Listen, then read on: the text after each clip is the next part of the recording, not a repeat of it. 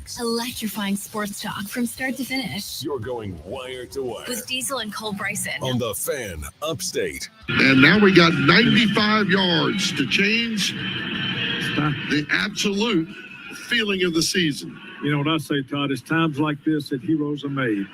Sellers, Harbor, Jacobs in the ball game. Faison's in the backfield.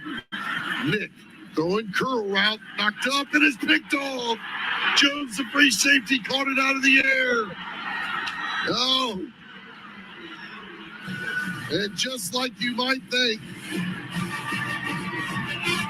something bad goes wrong in the fourth quarter.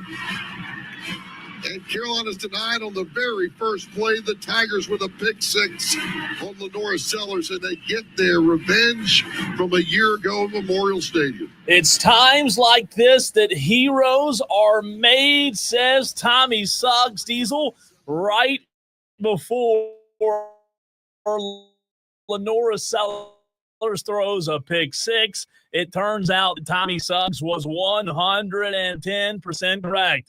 It is time that heroes are made, as Ricardo Jones ends up being the hero for the Tigers on Saturday. That was not his only interception. He had one more, and then he adds the pick six right there at the very end. But Clemson reclaims the victory and has command of the state once again. Welcome into Wire to Wire. He's Diesel. I'm Cole Bryson. After a big sports weekend, I don't know if there's anything that you Tolos can say to convince us that there was a better sports weekend in the history of sports outside of maybe one or two other sports weekends. But Diesel, Clemson, we'll get into all the other things that happened over the weekend. Clemson getting back on top, though, the most important. That's what we lead the show with today. And Ricardo Jones, did you see that coming? The Ricardo Jones game?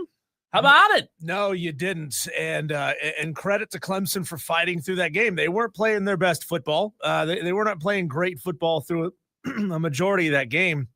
Cade Klubnik deserves a lot of credit. You know, you can kind of look back at some games and kind of know when the turning point is happening. Like, you kind of know when just one team has it today and the other team doesn't. And for me, I look back at that Cade Klubnik fumble. The ball bounced in a weird way, but it happened to bounce right back up into his hands, and he's able to run that thing in for a touchdown in the second quarter. And you just kind of felt like from that point forward, the game was going to belong to Clemson, and South Carolina was really going to have to do something special because they were hitting on big-time bombs.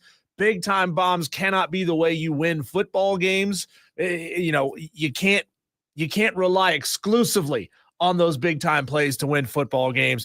And it was the ball was just bouncing Clemson's way. Clemson fans want to hear from you at 844-326-3663. The Hub City Spartanburgers text line, it's open. Phone lines are open as well. Gamecock fans, we know you're upset. We've already, heard from a few of them, Diesel on the stream, where you can watch the show live on Twitter, Facebook, and YouTube. But no, you're right. I mean, ultimately, South Carolina had some big plays that kept them in the ball game, but it was the turnovers. And I'll get into my takeaways in just a second. But you cannot beat a rival. You cannot win most games unless you're playing an FCS opponent, Diesel, where you lose the turnover battle. You turn the football over not one, not two, not three, but 4 times.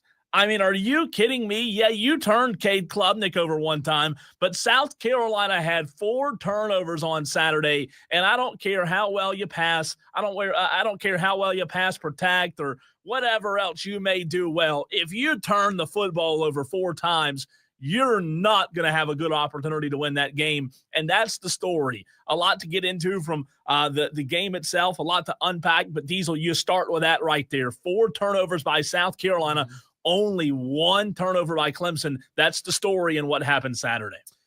Yeah, it was a fun football game to watch from the Clemson perspective, and it looked like it was going to be a barn burner on both sides of things in the second quarter. It just ultimately didn't turn out to be that way, and defense prevailed for Clemson, something that we didn't predict. I mean, we didn't think that this defensive secondary for Clemson ultimately would win the game for them or be the deciding factor in the game. That was a big-time surprise. JB on the stream, this is funny. JB says, how much did this Gamecock team suck Their 4 wins were against Virginia Tech, Coastal, South Carolina State, and Kentucky. Think about this, Cole. Yeah. 3 of those 4 teams fired their head coaches this offseason. It's not good. Kentucky fired Stoops. Coastal just fired Tim Beck. Virginia Tech fired Brent Pry. South Carolina State, they have a new coach, relatively.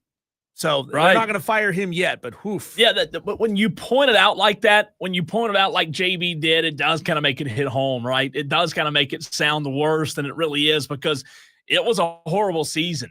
And South Carolina just didn't play well Saturday. Madcraft says definitely thought that game was going to be a great game, was thoroughly unimpressed. And I think a lot of people felt that way. Obviously, Clemson fans, Diesel, are excited today and will be for the next calendar season because they won the game.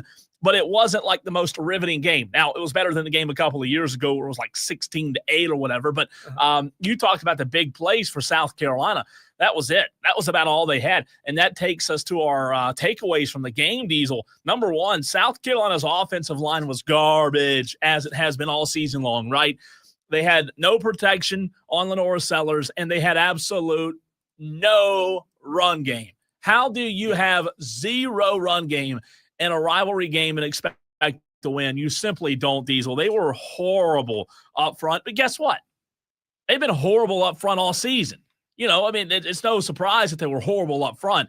It's just that I think they had 48 yards of rushing as a team, and you're not going to get it done like that. So up front was not good for South Carolina. And Will Helt on the other side, another takeaway that I had was Will Helt was an absolute beast on Saturday. You pair what he did, Diesel, with how bad South Carolina's offensive line was, and it's just not going to be a recipe for success. Well, TJ Parker off the edge got 3 sacks in this game. They sacked Lenora Sellers 5 times. Yeah. They tackled for loss against the Gamecocks 6 times.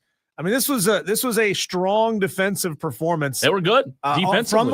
From the line for Clemson, a stronger performance than we've seen for the majority of this season. I mean, if they had that kind of performance week in and week out, and I'm including those 2 big passes they gave up in the second quarter, Clemson might have 8 wins this season. Yeah. They might have 9 wins this season, and we might be talking about a team that's playing in Charlotte for a conference championship game, even though, you know, we know they're not good. Even then, they wouldn't be good enough to go on to the college football playoff and have a chance of winning a game. South Carolina rushed as a team for 41 yards on Saturday. Like, come on. You're not going to win many football games. And again, going back to what JB said, hey, you know who you beat with a terrible offensive line? You beat Virginia Tech, Coastal, South Carolina State, and Kentucky. You're not going to have a chance. You mentioned the 14 points they scored in the second quarter. They didn't score a single point outside of the second quarter. 41 yards, Diesel, on the ground compared to 147 yards on the ground for Clemson. That's the biggest story. So Which is still not great, by the way. Yeah, it's not. South Carolina's offensive line was horrible. Will Helt was really good. I thought Wade Woodass and Sammy Brown played really, really well. We talked about the turnovers, Diesel, 4-1 turnovers. But I want to say this, in no way, shape, or form in any football game, unless you're playing just a bad football team, can you total 422 yards and only put up 14 points. That's just bad. You can't do it. If you would have told me, if I would have told you, if somebody would have called in last week and said South Carolina is going to put up 422 yards, we would have really liked their chances. But you just can't put up 422 yards and only produce 14 points. A lot of moving the ball, a lot of big plays. But my gosh, that's just not efficient football right there. Well, and clearly Dabo Swinney learned from what happened in this game last year. He left Sammy Brown in the game, let him spy Lenoris for the majority of that football game. Sammy Brown led the team with 9 total tackles, 5 solo tackles. He was a monster back there. You were not getting past Sammy Brown. He was good. If you were Lenoris Sellers. And Sammy's a really good football player, and he's going to be good, hopefully, for the Clemson Tigers next year again. I caught a lot of heat on Twitter on Saturday. I tweeted out, and I'm trying to find the exact tweet now, but South Carolina Gamecock fans were upset. I said, Clemson's been the better team today in every facet of the game, and Gamecock fans were not happy. Chris said, what game are you watching? James wasn't happy about it. Randall, Shula Gone is this guy's Twitter name. C. Diddy is the guy's actual Twitter username. Another Gamecock burner ups. Gamecock fans not happy that I tweeted that out. So you look at what happened. Clemson had more first downs. They were better on third down. They had more yards up until that very last drive for South Carolina. I don't know what else you need to see. And Diesel, not to mention, do you know what South Carolina was on third down Saturday? 1 of 11. That's not good. No, it's not good. 1 of 11 on third down. Like, in what world are you going to be efficient when on the other side, the opposition 7 of 17 on third down and you're 1 of 11? So, like, you can throw out there that you had 422 yards all day long, all you want. But at the end of the day, Diesel, a football team that goes out and plays against a rival and puts up 422 yards of total offense, 381 yards by your quarterback, and only puts up 14 points and only is able to connect on those big plays and score on those big plays, that's just an incomplete football team. It's just a bad football team. They're not complete. They haven't been all season, and guess what? They didn't get any better. We thought because they beat the crap out of Coastal, they got better. They didn't get better. They did not get better. This team was not good on Saturday. So when you beat bad teams, I think it's just a lesson that you weren't any better. I know Mike Furry, woo-hoo-hoo. You weren't better Saturday. Well, I'm glad you brought up Mike, because this ends pretty much any conversation that Mike Furry is going to be the OC next year. There's no way, if you're Shane Beamer, that you can hire this guy. Maybe you can keep him on staff. Maybe you can put it back into his previous role and say, hey, I still want to develop you because I think you might be a good OC in the future. So stick around. I appreciate your efforts and stay loyal to the guy for stepping in and taking over that really difficult job. But you can't. I've heard that South Carolina was looking at the East Carolina offensive coordinator. Don't know if that's ultimately going to be the play there, but a lot of South Carolina fans understandably still very upset and wanting to pull the trigger on Shane Beamer and get him out of there. And this was funny. I heard some audio over the weekend of our friend Chapel Fowler asking Dabo Sweeney in his post-game press conference, hey, what would your words be for those South Carolina Gamecock fans who are upset about a 4-win performance for Shane Beamer in year number 5? Here's what that sounded like. What would your message be to South Carolina fans that maybe are feeling a little impatient after 5 years? To South Carolina fans about Coach Beamer after 5 years, just impatient. I mean, listen, they don't want to hear me talking about that program. I'm like the last person they're going to want to hear. I got a lot of the FUs walking in, so they ain't going to want my opinion. But, I mean, all I can tell you, Shane's a good football coach. He's a better person, and he cares. And, again, I think these are reactionary games where you can really overreact. I mean, all I can tell you is I lost 5 in a row, and we were really good teams. And again, we had 15 turnovers to their 3, and that was a bad run. And but we were a good team, and they were a good team. Dabo Sweeney goes on to say, basically, I had a couple of lean years and things got tough, and they didn't give up on me in that time. So don't give up on Shane Beamer. South Carolina fans, I don't know if that makes you feel any better about the situation. Dabo, he's on it. He's like, they don't want to hear from me. They don't care about what I have to say about Shane Beamer. And especially if the Clemson coach likes your coach, then maybe that's not a good reason to want to hang on to him. The only thing I'll say about that real quick, Diesel, before we move on from that Dabo audio, ultimately what he said is right in terms of they didn't give up on Dabo. But what I will say is the only thing that's different about the situation that Dabo was in then, and even Dabo's first 5 years at Clemson, if you want to go down that road and say, well, Clemson didn't fire Dabo after the first 5 years when he wasn't that good at Clemson. They didn't fire him after he lost 5 in a row to South Carolina. The only difference is this is a much different college football landscape today than it was even back in 2012 when South Carolina was getting, the best of Clemson year after year after year. So I understand what he's saying, but my goodness, you just feel it. You feel it. I feel it. We all feel it as fans. This landscape is just so different than what it was 10 years ago. It's a different sport. Well, it really is.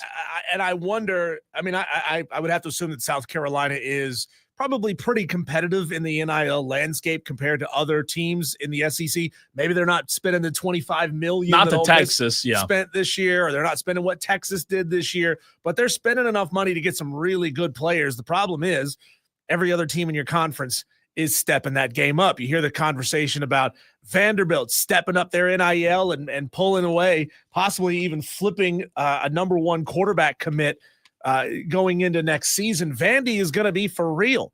So you got to find a way to up your game and to not just compete with, but be better than as far as how much money you're able to spend. I just don't know if South Carolina fans have enough faith in Shane Beamer to say, hey, I want to give that much money to that guy, right? Giving the money is one thing, but you got to make sure you're giving it to the right person. And when you've gone through 5 seasons where it's more down than up, even though there's been some really good up there, you got some fans and donors who might say, well, I don't want to give my money to that guy. When they fire him and move on to somebody else, then I'll start donating again. A lot of reaction coming in on the Hub City Spartanburgers text line at 844-FAN-PHONE. That's 844-326-3663. Let's go to the phone lines where Crazy Ralph wants to get in, and I'm sure Crazy Ralph is an upset Ralph on this Monday. What's up, Ralph? Yeah, this is pathetic. It's disgusting. I'm an Atlanta Falcons fan, too, so that makes it even worse. Between the Falcons and the Gamecocks this weekend, I don't know how you could have a worse Saturday and that's Sunday. True. Losing to the Jets. Well, and as far as Dabo and his comments on that, of course he wants Shane Beamer to stay around so he can keep kicking his ass every year. He doesn't want him going anywhere. I mean, let's be real here. He didn't say he was a great coach. He said he was a good coach. And as long as we just have a good coach, we're going to get our asses handed to us year after year after year. I'm telling you right now, I don't know who I'm more upset with. Ray Tanner for bringing this friggin' moron in the first place, or Jeremiah Donati for not having the ball sack to send this guy packing. Because I'll tell you, one more season of this with Beamer in this landscape you're talking about, we're never coming back, man. We're never coming back. We come back out next year with 4 wins.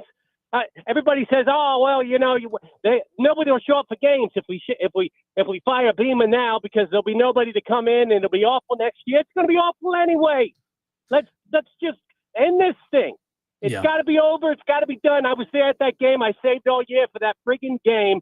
First time I ever took my son to the Clemson Carolina game. Saved all year to take him. And that's what we had to sit through the other day. And then I see that Lenora Sellers down there laughing it up on the sideline after he throws a pick 6. Get that guy out of here. We don't need him. I'd rather sit here and have some kid from freaking Greenbelt Tech Charter quarterbacking than some guy's going to sit there laughing after a friggin' pick 6. We paid this guy millions of dollars this year. I'm telling you, this is the worst part about it. These losers, these quitters, we paid him and Stewart. Stewart didn't even see the friggin' field in the second half of the game. He went out with a freaking broken toenail or something and never came back in the game.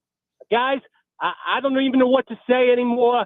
All I know is it's going to get a lot worse before it gets better because we're hanging on to this child, Shane Beamer. You know these people on Twitter. All day long I see these people with these parallel pictures of Spurrier and Spurrier and Beamer on Twitter saying, oh, well, their records are almost identical after 5 years. Do you realize Steve Spurrier had 7 SEC championships and an ACC championship at Duke and a national championship? There was never a time that we doubted Spurrier was going to bring us to the promised land. He did as much as he could possibly do. Shane Beamer hasn't even been the head coach of a junior high football team, and we're seeing it here. Hey, Ralph. I don't know what else to say. Ralph, have you considered switching your NFL fan base from the Falcons to the Panthers? That's a franchise on the rise. No, I don't like those colors one bit, buddy. Okay. Thanks, Ralph. But I'll tell you what, maybe we need to swap coaches with the Falcons. Maybe Raheem Morris and Shane Beamer ought to just I don't know if that's a good idea. Thanks, Ralph. Thanks for the call. I'll say this real quick. One thing that I wrote down, Diesel, that I didn't hear from yet on Clemson fans, or from Clemson fans rather, was Jaden Lucas Saturday. You talked about those big plays, and one of the big plays was a touchdown pass from Lenora Sellers to Van Jacobs. Remember where Van Jacobs caught it? He was in traffic. He spun and took off for a big play that turned into a touchdown. What the heck was Jaden Lucas doing, Clemson fans? Did you see that play, like if you watched it over and over and over again, the replay, Jaden Lucas just stood there and watched Van Jacobs catch the football, didn't make an attempt to tackle him whatsoever. That was weird. So, yeah, you credit South Carolina, Diesel, for the big plays that they hit on, but my gosh, one of them, Jaden Lucas, just literally stood behind the guy and didn't even attempt to tackle him. So just a bad day overall for the Gamecocks. The last thing I'll say, my biggest takeaway is that this proves, Diesel and Tolo's out there, that yardage does not equal outcomes. Stats don't always tell the full story, right? Even with 380-plus passing yards, and efficiency on third downs and turnovers proved fatal for the Gamecocks. It underscores that in rivalry games, big games, Diesel, turnovers and situational football can overshadow pure yardage stats every single day, and that's exactly what happened on Saturday. Well, when you take their 422 yards and you take away the two big pass plays, 74 to Vendravius Jacobs and Nick Harbor with a 53-yard touchdown, you take away those two passes, and, man, this is an anemic offense in this game. It is an anemic performance from this offense, and it is a predictable performance from this offense. When we come back, it was inevitable, Cole. It was always going to end this way for Ole Miss and Lane Kiffin. We're going to try to psychoanalyze Ole Lane, the head Tiger in charge, when we come back on the Stand Up Stage.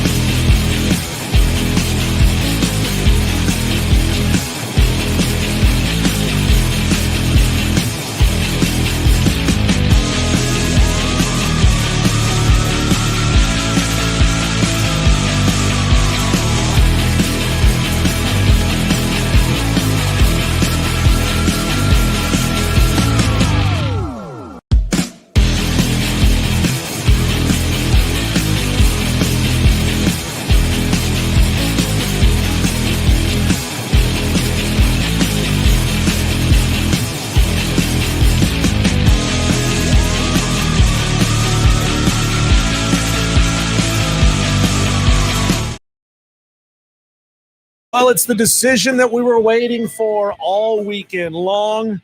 It came, it went. They finally let Marty Smith go home. Good God. I think he was propped up at one point because he couldn't stand anymore. Like a scarecrow. How long was he waiting in front of that Ole Miss sign for Lane Kiffin to make a decision? Welcome into the show. It's Wire to Wire. He's Cole Bryson. My name is Diesel. Lane Kiffin did what a lot of people predicted he would do. He stabbed Ole Miss in the back right in front of a playoff run, by the way, and skedaddled off to LSU. Cole, I know this is not what a lot of fans want to hear because a lot of people are going to look at this and say this is, the inevitable ugly side of college athletics. But I'm going to say this. It's sucks for Ole Miss fans. It's great for LSU fans. It's great for Mississippi State fans, but it's really great for all of college football because we needed a situation like this to happen, to get this ugly, to get drawn out this far, to get this petty. We needed this to happen to ultimately be the catalyst that makes for change in college football. And we're going to get into that change later on in this segment. I just don't believe that I can agree with you that he stabbed Ole Miss in the back. I was having this conversation with a buddy of mine yesterday. I don't know what else I don't know what else I don't know what y'all wanted the guy to do. He took a job. He tried to stay at Ole Miss and continue to coach. They wouldn't let him, so he left. I understand that in years past, Lane Kiffin has left skid marks. I get that. Oh, really? I get that. Totally understand that. But I just don't understand how this year, this time around, we're making Lane Kiffin out to be the bad guy. I am totally lost. I don't think one bit that he stabbed Ole Miss in the back, and I think he tried to do the right thing, but because he had a bad rap in the past, everybody's painting him in a bad light. I don't know what he did wrong here. So, Cole, if you prepaid for a very expensive vacation, you and your lady friend are going to go to Paris, and then you're going to go to wherever. You're going to fly all over the world, enjoy yourselves. You've already laid out a lot of money. You've already done all the work. You've put everything together. And then you find out about a week before you go on the trip, she's been cheating on you. Are you still going to let her go on that trip with you because you've already paid for it? Are you going to still let her use your credit cards and spend your money on this vacation just so you're not alone? Because that's kind of what this is. That's kind of what Lane Kiffin wanted out of this situation. He knew he was not going to get to coach this team going into the playoff. He knew that Ole Miss was not going to let him do it. So what does he do? He tries to hold his school, his players, and his coaching staff hostage to say, hey, I'm coaching this game. If you don't let me coach this game, I'm going to poach the entire staff. I'm going to poach the entire team. Well, guess what? He was going to do that anyway. Yeah. He was going to do that, which he did. He took most of the offensive staff, and when the transfer portal window opens, you're going to see guys who are probably going to play in these playoffs, jump off of a team that has a chance to win a national championship to go to a place that they don't know if he's ever going to get back to this spot again. Here's my thing, though, and we're going to get to the phone lines in just a quick second. This is the world we live in. This is the sport. This is college football. This is what we signed up for. It happens with players. It happens with coaches. Players transfer left and right. Coaches leave, so we're used to it. We've seen this happen now for several years, and we see players transfer in and year out, right? The commitment word. We've talked about that a million times, and now we're seeing it with coaches to a level we've never seen it before. I just don't understand what fans want Lane Kiffin to do. Do they want him to say, you know what? No, I'm going to pass up the opportunity of a lifetime to go to LSU, and I'm going to stay, and I'm going to try to win a couple of playoff games. Like, no. He's passing up the opportunity of a lifetime to go win a national championship at a place where he knows he has a chance to do that for a place that he might not get that chance. Dan Wetzel of ESPN wrote an article posted today. Lane Kiffin left an actual playoff team for a theoretical one. Yeah, I just think the difference is true? It is true. I think the difference is short-term versus long-term. I think he's looking at it from the long-term aspect of I think he can have those guys playing in the Final Four every single season. Let's go to the phone lines. Delvin wants to get in. He's up first at 844-326-3663. What's up, Delvin? What's up, guys? How you doing? Good, man. First of all, Jaden Lucas, man, he was trying to keep up with Marty Smith. Let's see what he. Like, What was he did. doing? This is- That guy was That's just what- standing there, wasn't he? Don't worry. I think that was just gave his ticket to the transfer portal. Said we don't need you. We're gonna bring some more guys in. No doubt. That was an awful play. When the Lane Kiffin, hey, that wasn't the best part. The best part was when Lane Kiffin was trying to watch the Alabama and Auburn game. Pete Golding came to the office, told him to get out the office. You ain't here no more. The new head coach of Ole Miss. Yeah. They're gonna be a rivalry now. They're gonna be a rivalry now because he told him to get out the office. He said he didn't say get out the office. He said get the blank out the office. He's gonna work on that one. That's what they said. That's what they said. He told Lane Kiffin to get the F out the office. You don't work it no more. Even though this little chapter of the saga is done, this thing is not done because this is going to be must-watch television next year when LSU has to play on the road at Ole Miss. And this just made Ole Miss the favorite in the playoffs. I mean, the fans. Who you think the fans gonna be cheering for now? Yeah, Ole I mean, Miss. there's a reason for people to back them. I got you, Delvin. Appreciate it. Thanks, Phone Delvin. call. Good stuff. Let's go to the phone lines again and bring in Creed from Cowpens. What's up, Creed? I guess I kind of repeat the sentiment, but he can't. This has to be a lot of the ego thing because you're not leaving a team that's sort of there. They're number 6. They're a legitimate number 6. They're not sort of they're a legitimate national championship team. They had a real chance. And you are leaving that for there is the days of Nick Saban and there's 6 in a row. They're going to win 4. Those days are gone. I don't care who you are. There's too much money out there in too many different places. It has to be an ego thing. Creed, would you rather live in Oxford, Mississippi, or Baton Rouge? That makes no difference. It's all It about does the make team. difference. It doesn't matter where you live. It does. It's You got to wake up. Look, I mean, are you kidding me? It's not You like live you're in talking about the Alaska, difference if you between coach at Poughkeepsie and Alabama, Pensacola. You live in Alaska to coach at Alabama and have no I problem would living in rather Alaska. live in Baton Rouge, Louisiana than Oxford, Mississippi. Wouldn't you? It is not much of a difference either way. And if you're the coach of a high-profile team, you would live in the Antarctica. You would live there to be a high-profile. Could you wouldn't recruit live in kids to Hawaii. You'd Antarctica, live though? there. Yeah, that's true. Thanks, Creed. Appreciate you. No, I had on Michael Borky of Sports Talk Mississippi on Friday, and he assured me from his sources inside of the Ole Miss program that every single thing Lane Kiffin asked for, he got a yes. We're going to give it to you. Like whatever it is you want, you're going to have it. So LSU was making all these big time offers, right? And those are theoretical. You don't know until you sign the paper.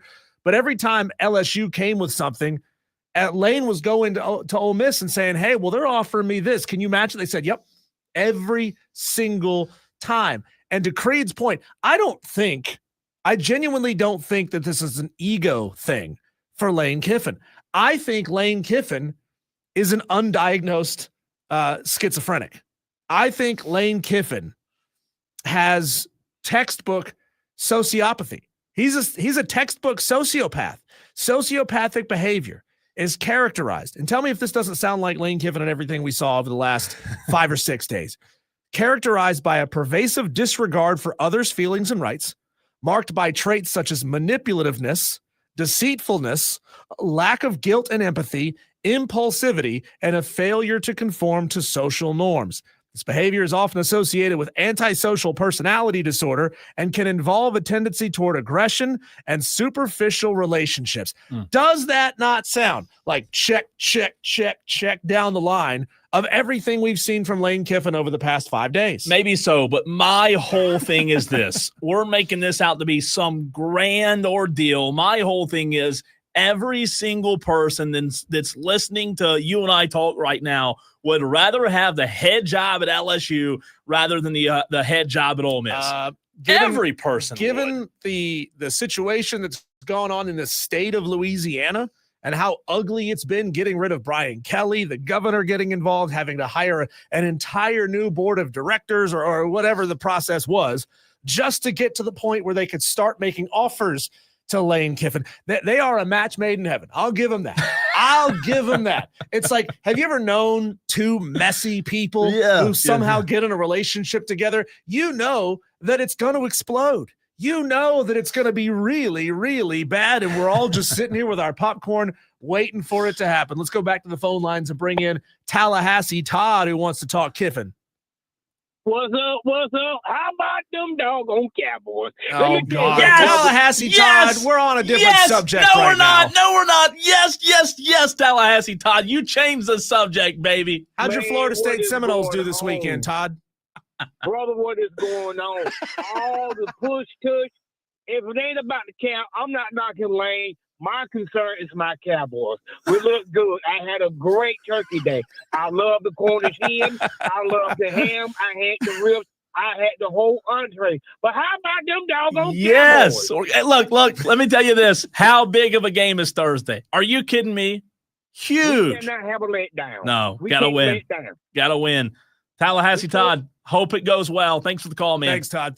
Now, I'll give you this, because Lane Kiffin is not the only one screwing over his team right now. This happens every single year, and I'm not taking that away from you. Lane Kiffin is by far the highest profile individual in this cycle to make this happen. But let's not forget that John Summerall is abandoning a 10-2 Tulane team, and that Eric Morris is abandoning an 11-1 North Texas team. Think about that. Both teams playing in the American Athletic Conference Championship game are going to be doing so without their head coaches, and both of those head coaches are on the verge of a college football playoff appearance if they win. Let's not talk about the fact that James Madison's head football coach, Bob Chesney, has apparently signed a new contract with UCLA. They're going to let him coach in the college football playoff if they make it. And there's a pretty good chance Did I talk about that 3 weeks ago? You did talk about that. Kurt Cignetti did the same thing to James Madison when he took the Indiana job. Alex Golish is abandoning a 9-win USF team that's on the verge of their first 10-win season since 2017.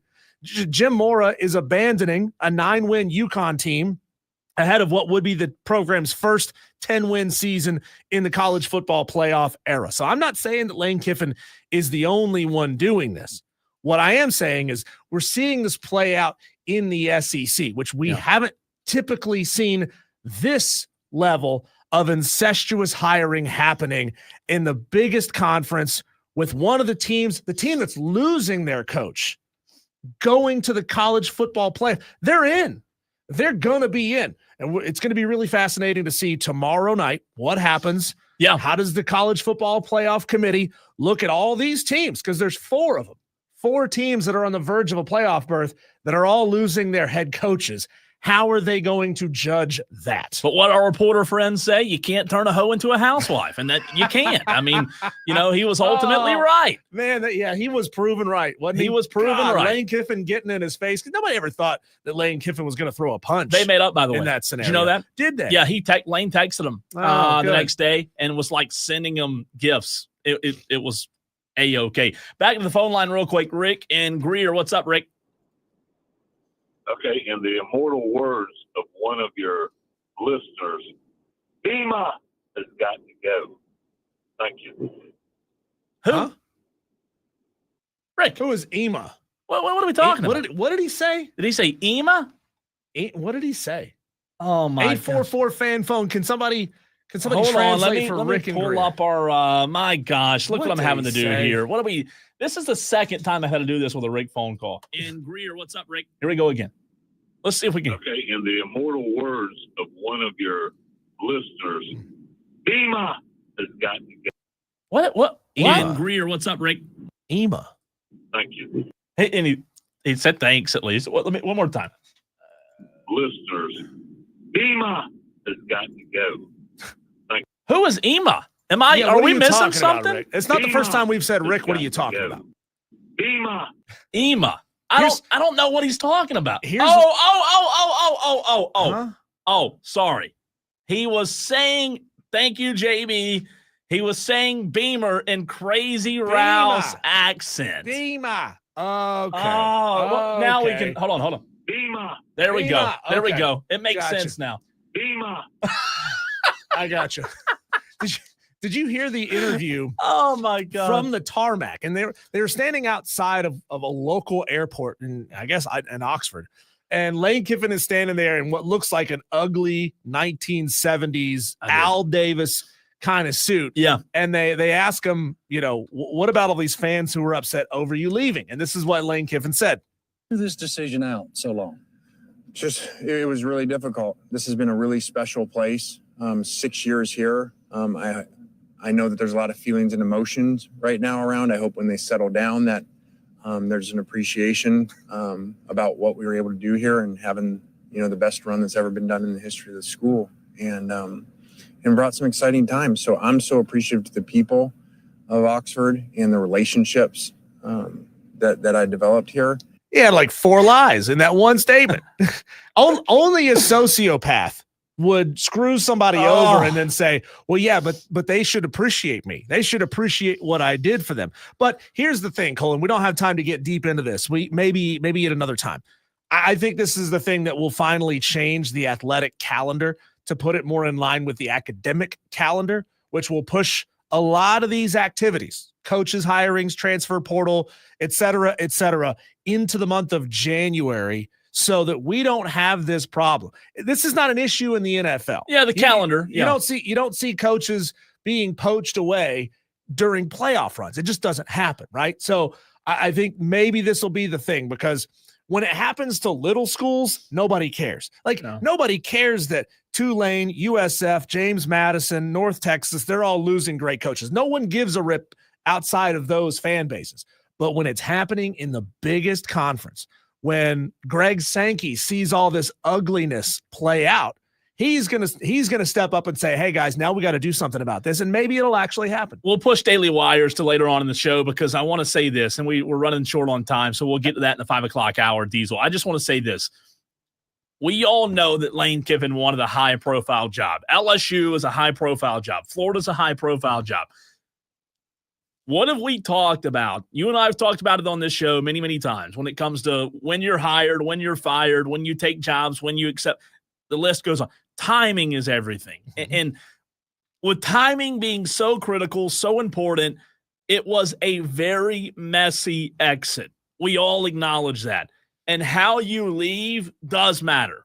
How you leave matters. There's no doubt about that. It says a lot about a person about how when it comes to how you leave. However, sometimes you have no other choice rather than to make it messy, to blow it up, to burn the ships. Lane Kiffin here in this situation. Kalen DeBoer is not leaving Alabama anytime soon. Florida didn't work out for whatever reason. Yeah. I don't know if he said no or whatever it was that didn't jive at Florida. When you talk about the marquee jobs, yes, I am sure that if we sat Lane Kiffin down right here, he would agree with you. He would agree with me that it ended messy, and maybe he wishes it wouldn't have ended messy. However, what do you have? What other choice do you have? If you want stay where you are, stay the course, maybe win a national championship, get trophies in your trophy case, get statues built of you on campus, be the GOAT of your college football program instead of just one in another long line of greats somewhere else. That sounds great, but I just think that at the end of the day, every coach that ever signs up for coaching has the desire to do it at the highest level. And you grow up thinking about being a coach, and then when you become a coach, you grow up thinking about, coaching at the Alabamas of the world, the LSUs of the world, the Dallas Cowboys, the New England Patriots. Like there are a few jobs that are just different. And how many other opportunities in the future would Lane Kiffin have if he says no now? Well, I think Lane was a victim of his own success in the sense that he was going to continue having successful seasons at Ole Miss. And he was going to be so good that it was never going to be, hey, you went 6-6. We got to let you go, Lane. And then you can build yourself back up somewhere else. Yeah. And it also was not going to be a situation where they let him finish out a season. And in this scenario, spend the next month recruiting all of his current players to ditch Ole Miss, to jump in the portal and go to LSU.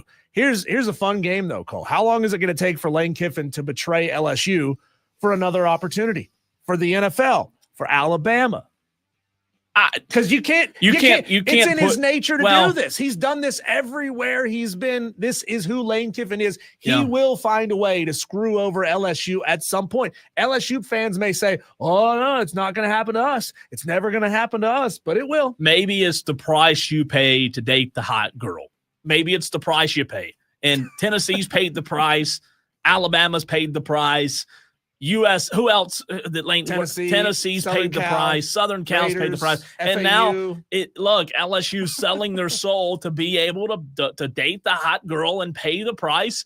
And is it going to end well? Probably not. But you don't date the hot girl hoping it ends well, right? And that's kind of the situation that we're in. By the way, a little breaking news: Tennessee head coach Josh Heupel does shoot down any rumors about him going to Penn State. He is staying at Tennessee, according to On3 Sports. Tolos, we'll continue the conversation. Final thoughts on Lane Kiffin. Again, we'll get to Daily Wires a little bit later in the show. But putting a bow, your thoughts will also get to the Hub City Spartanburgers text line. It's been blowing up, and we haven't even had a chance to get to it. We'll get to it next.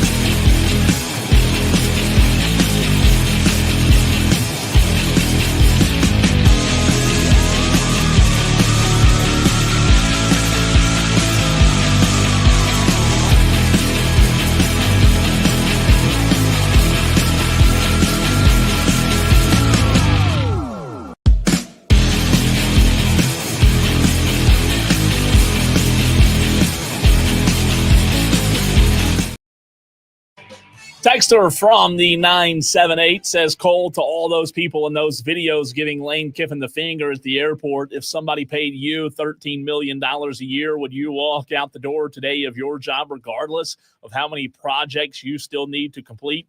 Yeah, for $13 million, I'd do a lot of things, Texter.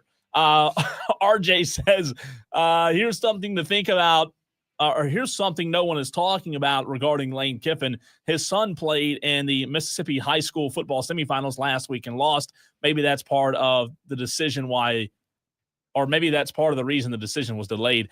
Well, I don't know that has anything to do with it, Texter. Probably not. And to the Texter's point, Lane's salary, his base salary was 9, but his bonus structure was 2.6. He was going to be sitting at 11.6, so $12 million for his salary, because I'm pretty sure he was going to hit most of those performance-based bonuses. And you know what the fascinating part about all of this is yet that we hadn't even talked about?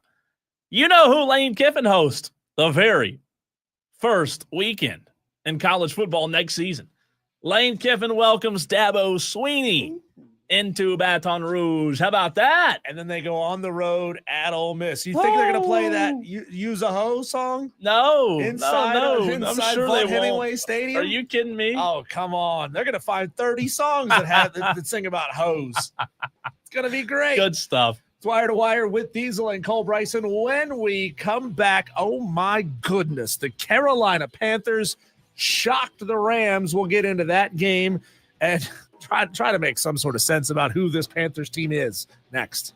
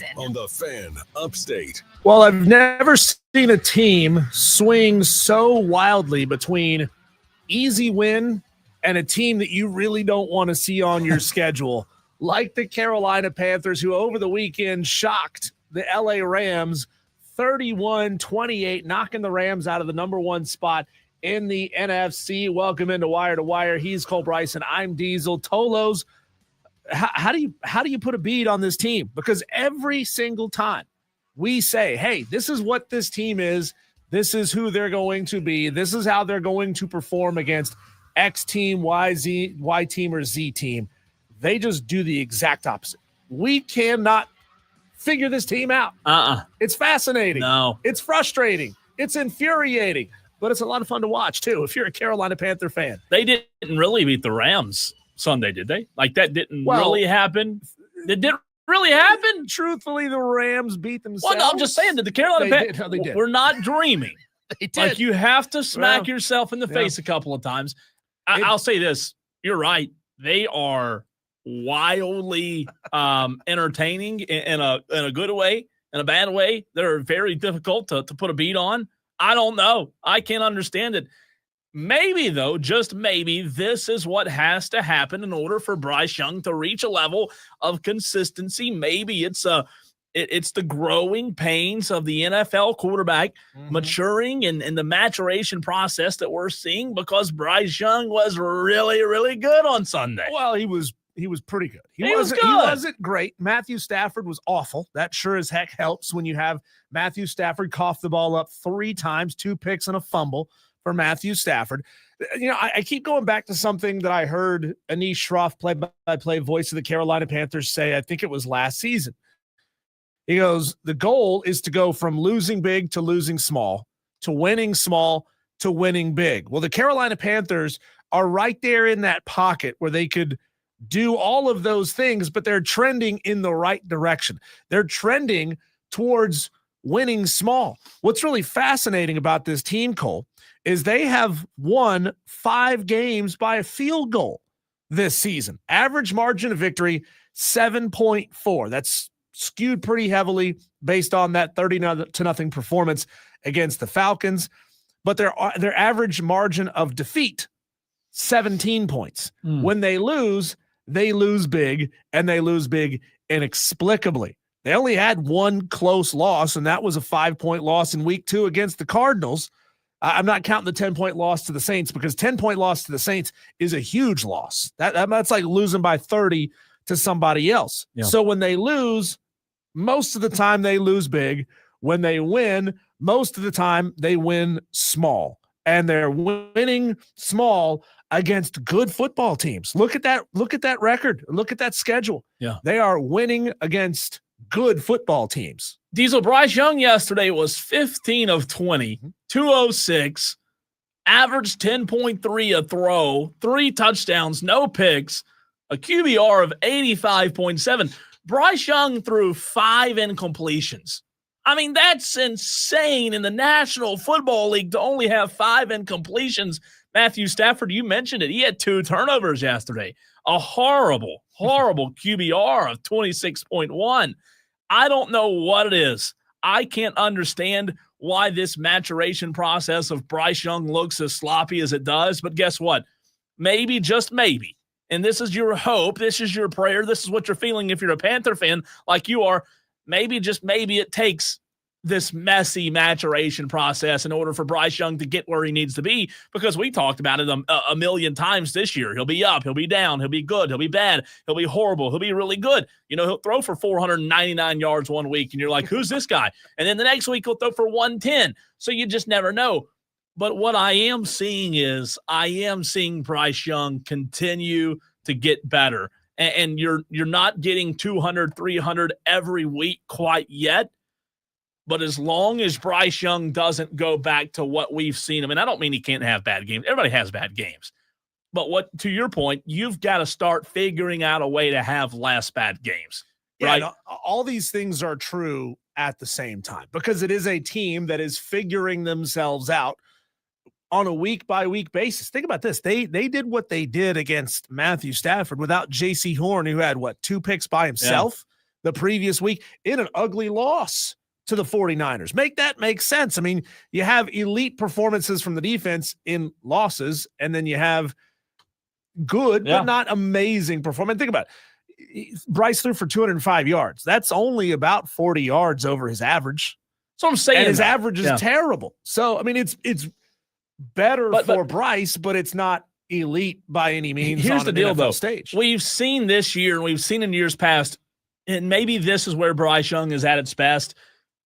As an NFL quarterback, you don't have to every single week in and week out, you don't have to go put up 400 yards. Right. If you help the team and if you take care of the football, and those go hand in hand, right? Those correlate so well together. If you don't hurt the team, you've got a good chance to win, especially if you've got talent around you.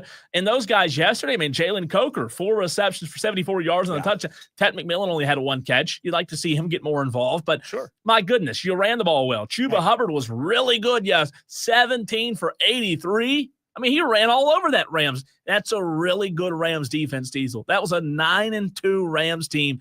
And you came in and we're seeing that, yes, Bryce Young's getting better, but we're also seeing that if they can put a team around this guy, if Dan Morgan continue to build pieces around this guy, we don't have to have Bryce Young go out and throw for 350 or 400 yards. There have been a lot of game managers that have won Super Bowls, right? There have been a lot of I've seen Joe Flacco do it. There have been a lot of really good quarterbacks that didn't have really good years that went on to win Super Bowls. I'm not saying Bryce is going to do that, but my goodness, he's taking care of the football. And if you can get 15 of 20 for 206 every Sunday, and that kind of efficiency, I think most people will take it 9 out of 10 times. Well, this team is seems to be. And again, I say this realizing that next week, all of this could change and this team looks terrible all over again. But it seems as if this team is emerging to the point where you don't have to rely on Bryce to have incredible games. You don't have to rely on Rico Dowdle to put up 100 yards. You don't have to rely on Chuba Hubbard to put up 100 yards. You don't have to rely on Ted McMillan to go out there and break tackles and put up 3 scores.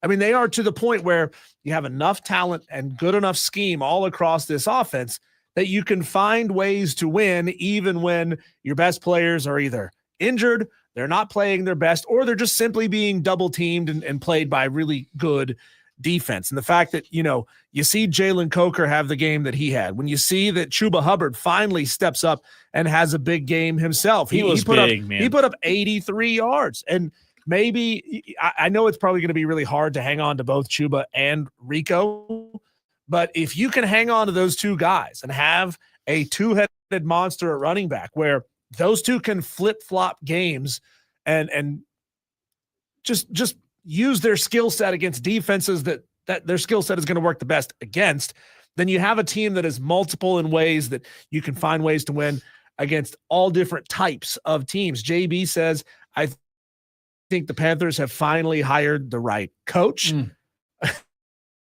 That's not the song we were singing last week after Monday Night Football last week. So, you're right. Well, maybe they did. And again, all of these things seem to be true at the same time. Maybe Dave Canales is the right coach, and the moment for him was just a little too big last week against the 49ers. Diesel, what you're hoping for is that these inconsistencies are just growing pains. That's what you're hoping for, because to JB's point on the stream that you just read, it does feel like as if the Panthers made the right hire with Dave Canales. It does feel like this team is having fun again, right? They're winning. Obviously, the fun's in the winning. We all know that, but it does feel like this team is playing as a team. It's not just 1 or 2 good players here, 1 or 2 good players there. This team does feel different. They've won 7 games. So as inconsistent as they've been, as up and down as they've been, as many times that you and I have asked the question, if Bryce Young's still the guy, they're still really, really good. They're still a 7-win team, and they've still beaten some really good competition. Do they have blunders at time? Was Dave Canales horrible last Monday night that you just brought up? Yeah, he was. He wasn't good. His decision-making, his in-game decision-making was not good. But you know what? The Carolina Panthers are going into a bye at 7-6, 4-2 at home. and they have the New Orleans Saints next. You've got 2 weeks to prepare for the New Orleans Saints, who are horrible, right? Yeah, but they lost to them earlier in the season. They did. But just think, Diesel, you have an opportunity to win your 8th game of the season. Yeah. And then you play Tampa Bay twice in a 3-week span, and you also see Seattle. So they can win 3 out of the next 4. That last stretch is going to be tough, right? Yeah. Because Seattle's good, but Tampa Bay's they're up and down right now. They're dealing with a lot of injuries. The fact of the matter is, though, if you would have asked any Panther fan after the past 5 years, hey, you can be 7-6 on the first day of December, every single one of them would have taken it. Every one of them. I mean, they're playing more complimentary football than what they have been, and I think that's a testament to JB's comment on the YouTube stream. I think that's a testament to coaching because Diesel, this guy, even though at times he may sound goofy, he's got them believing in one another. And when they believe, when they win 7 games, you start to see this fan base believe again. There were a couple situations that I thought Dave Canales, I think, grew quite a bit. There was the 3rd and 5 in the third quarter where, they were in a situation they could have run the ball with Rico. They could have run the ball with Chuba. Both of them were having good success. But what do? They throw it out to Jalen Coker, 17-yard pass, boom, first down. The big one for me, though, was that 4th and 3 with about 9 minutes to go in the third quarter. 4th down, you're in a position where you could kick a field goal. Ultimately would have been the difference in sending that game into overtime or not. What do they do on 4th and 3? Hit Jalen Coker for a 33-yard touchdown. They could have played conservatively there, gone for that field goal. They got aggressive. They knew they were playing against the Rams. And I think a team can see that over time, over the course of a season. They can see that, a head coach is a little bit nervous in these situations. He doesn't believe in us in these certain situations. And I think that does have some kind of a mental effect on the team. But when you're willing to go for it and be aggressive on 4th and 3, you get a touchdown pass. They only had 1 3-and-out in the entire game. Yeah. Think about that for a second. These Carolina Panthers only went 3-and-out once. And that's not to say that every drive was, 10, 15 plays sustained that just kind of fizzled out. There were a couple drives that were short drives, but they were picking up first downs, and only once in the entire game did they go 3-and-out. And that is big-time growth for this team. And if you watch the game, yes, you see those growth opportunities that you just talked about. You see this team do things they normally wouldn't do. But if you watched yesterday's game, Diesel, you also had the feeling of, this one just feels different. I don't know if it was the rain, cold weather. Matthew Stafford didn't look good. Like, there is something to be said about playing in the cold rain compared extra gray in his beard too. Yeah, there's something to be said about playing in the cold rain compared to LA, where it's sunny and you have no conditions to worry about. And that benefited Carolina. I'll tell you this. I like when you talk about a team and a guy in Bryce Young getting better, truly getting better. Again, I want to be very clear about something. I'm not saying that we can't allow Bryce Young to have bad games. But we all know, we can all admit that Bryce Young has had too many bad games over the past year and a half that's led many of us to believe that he's not the guy. What I saw yesterday when you talk about his execution that mattered, those are the type of moments I say, wow. Those are big time. Those are big time plays, Diesel. And what am I talking about? I'm talking about the one where they scored on 4th down yesterday.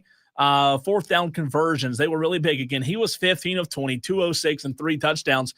And one of those scores, if I'm not mistaken, 2 of those scores came on 3rd, 4th down scenarios. One was a 43-yard strike late in the 4th quarter to take the lead, right? He delivered under pressure yesterday. And the game-winning drives that he's had has already cemented him into history. I think it's now 11 game-winning drives. And that's something that he's one of the youngest quarterbacks ever in the NFL to have 11 game-winning drives at his age. So we're seeing it. Again, it blows your mind because even this year you've seen too many what are you doing Bryce Young moments. Yeah. But it does feel like he's really starting to turn the corner. Well, we are all very impatient as fans and as people who comment on this game. We love making decisions, and that's how things are going to be. We forge opinions on what a team and what a player can be. And I'm not saying that Bryce Young is going to be the long-time quarterback for this franchise, but he's certainly buying himself time, and he's buying himself goodwill, and he's showing and he's stacking some wins that are worthy of saying, hey, you know what? Maybe we don't need to move on from Bryce Young so fast. Here's a wild stat, Cole, that I found. CBS Sports put this up on their broadcast and their coverage of this game. The Carolina Panthers are 2-0 this season when they're 10-plus point underdogs. The rest of the NFL are 0-14. Wow.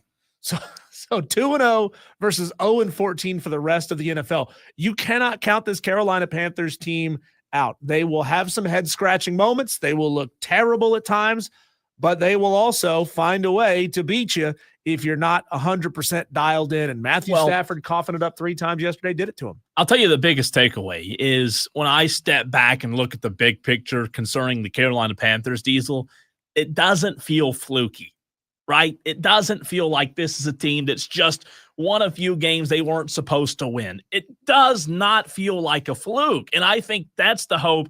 That's the promise where this fan base, even though we've seen way too many inconsistencies, even though they looked really bad a week ago on Monday Night Football, you can't just throw those out and disregard them because they did happen, right? They did happen, but it doesn't feel like this is a fluky team to where, a year from now, you're going to be back at dwelling at the bottom of the National Football League. It feels like there's way too many positives to build on that. I'm not saying they're going to go win 11, 12 games next year, but right now at this very moment, they're 7-6. And to JB's point, if they go 2-2, you're talking about a 9-win football team in the postseason. That used to be a 3-season total. That's what I'm saying. With a chance to win the division. Yep. The division's not over. It's not even close to being over in the NFC South. The Panthers are in prime. Diesel, today on December 1st, I'm going to tell you the Panthers have a chance to host a playoff game. Yeah. Could happen. Host a playoff game. What is it to have meaningful football and to be excited about this team this late in the season instead of having just written them off? It's a lot of fun. I'm telling you, man. Yeah. We hadn't had it in a while. We hadn't had it. We'll take it. And to put a bow on this and flip it the other direction for the Rams, it stinks to fall out of first place in the NFC, but sometimes you need games like this. The Rams are going to the playoffs. Sometimes they need games like this to recalibrate themselves. Byron Young, their linebacker, called it a humbling experience and a wake-up call. So the Rams lose a game like this. It doesn't ultimately hurt them that much, but it can, I think, help them out a lot, expose some weaknesses in a time when it's critical. So now you have an opportunity to get right before going into the playoffs. And it also shows that losing to the Panthers in 2025 is not like a laughingstock kind of joke anymore. Like I was really down on the Cowboys losing to the Panthers, but the Panthers have beaten some really good football teams. So maybe this is who they are. Maybe they're a pretty good football team themselves, right?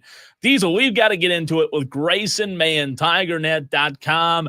A lot happening on the Hub City Spartanburgers text line, but we have got to dive right back in to Clemson, South Carolina on Saturday. We're joined by Grayson Mann of TigerNet next.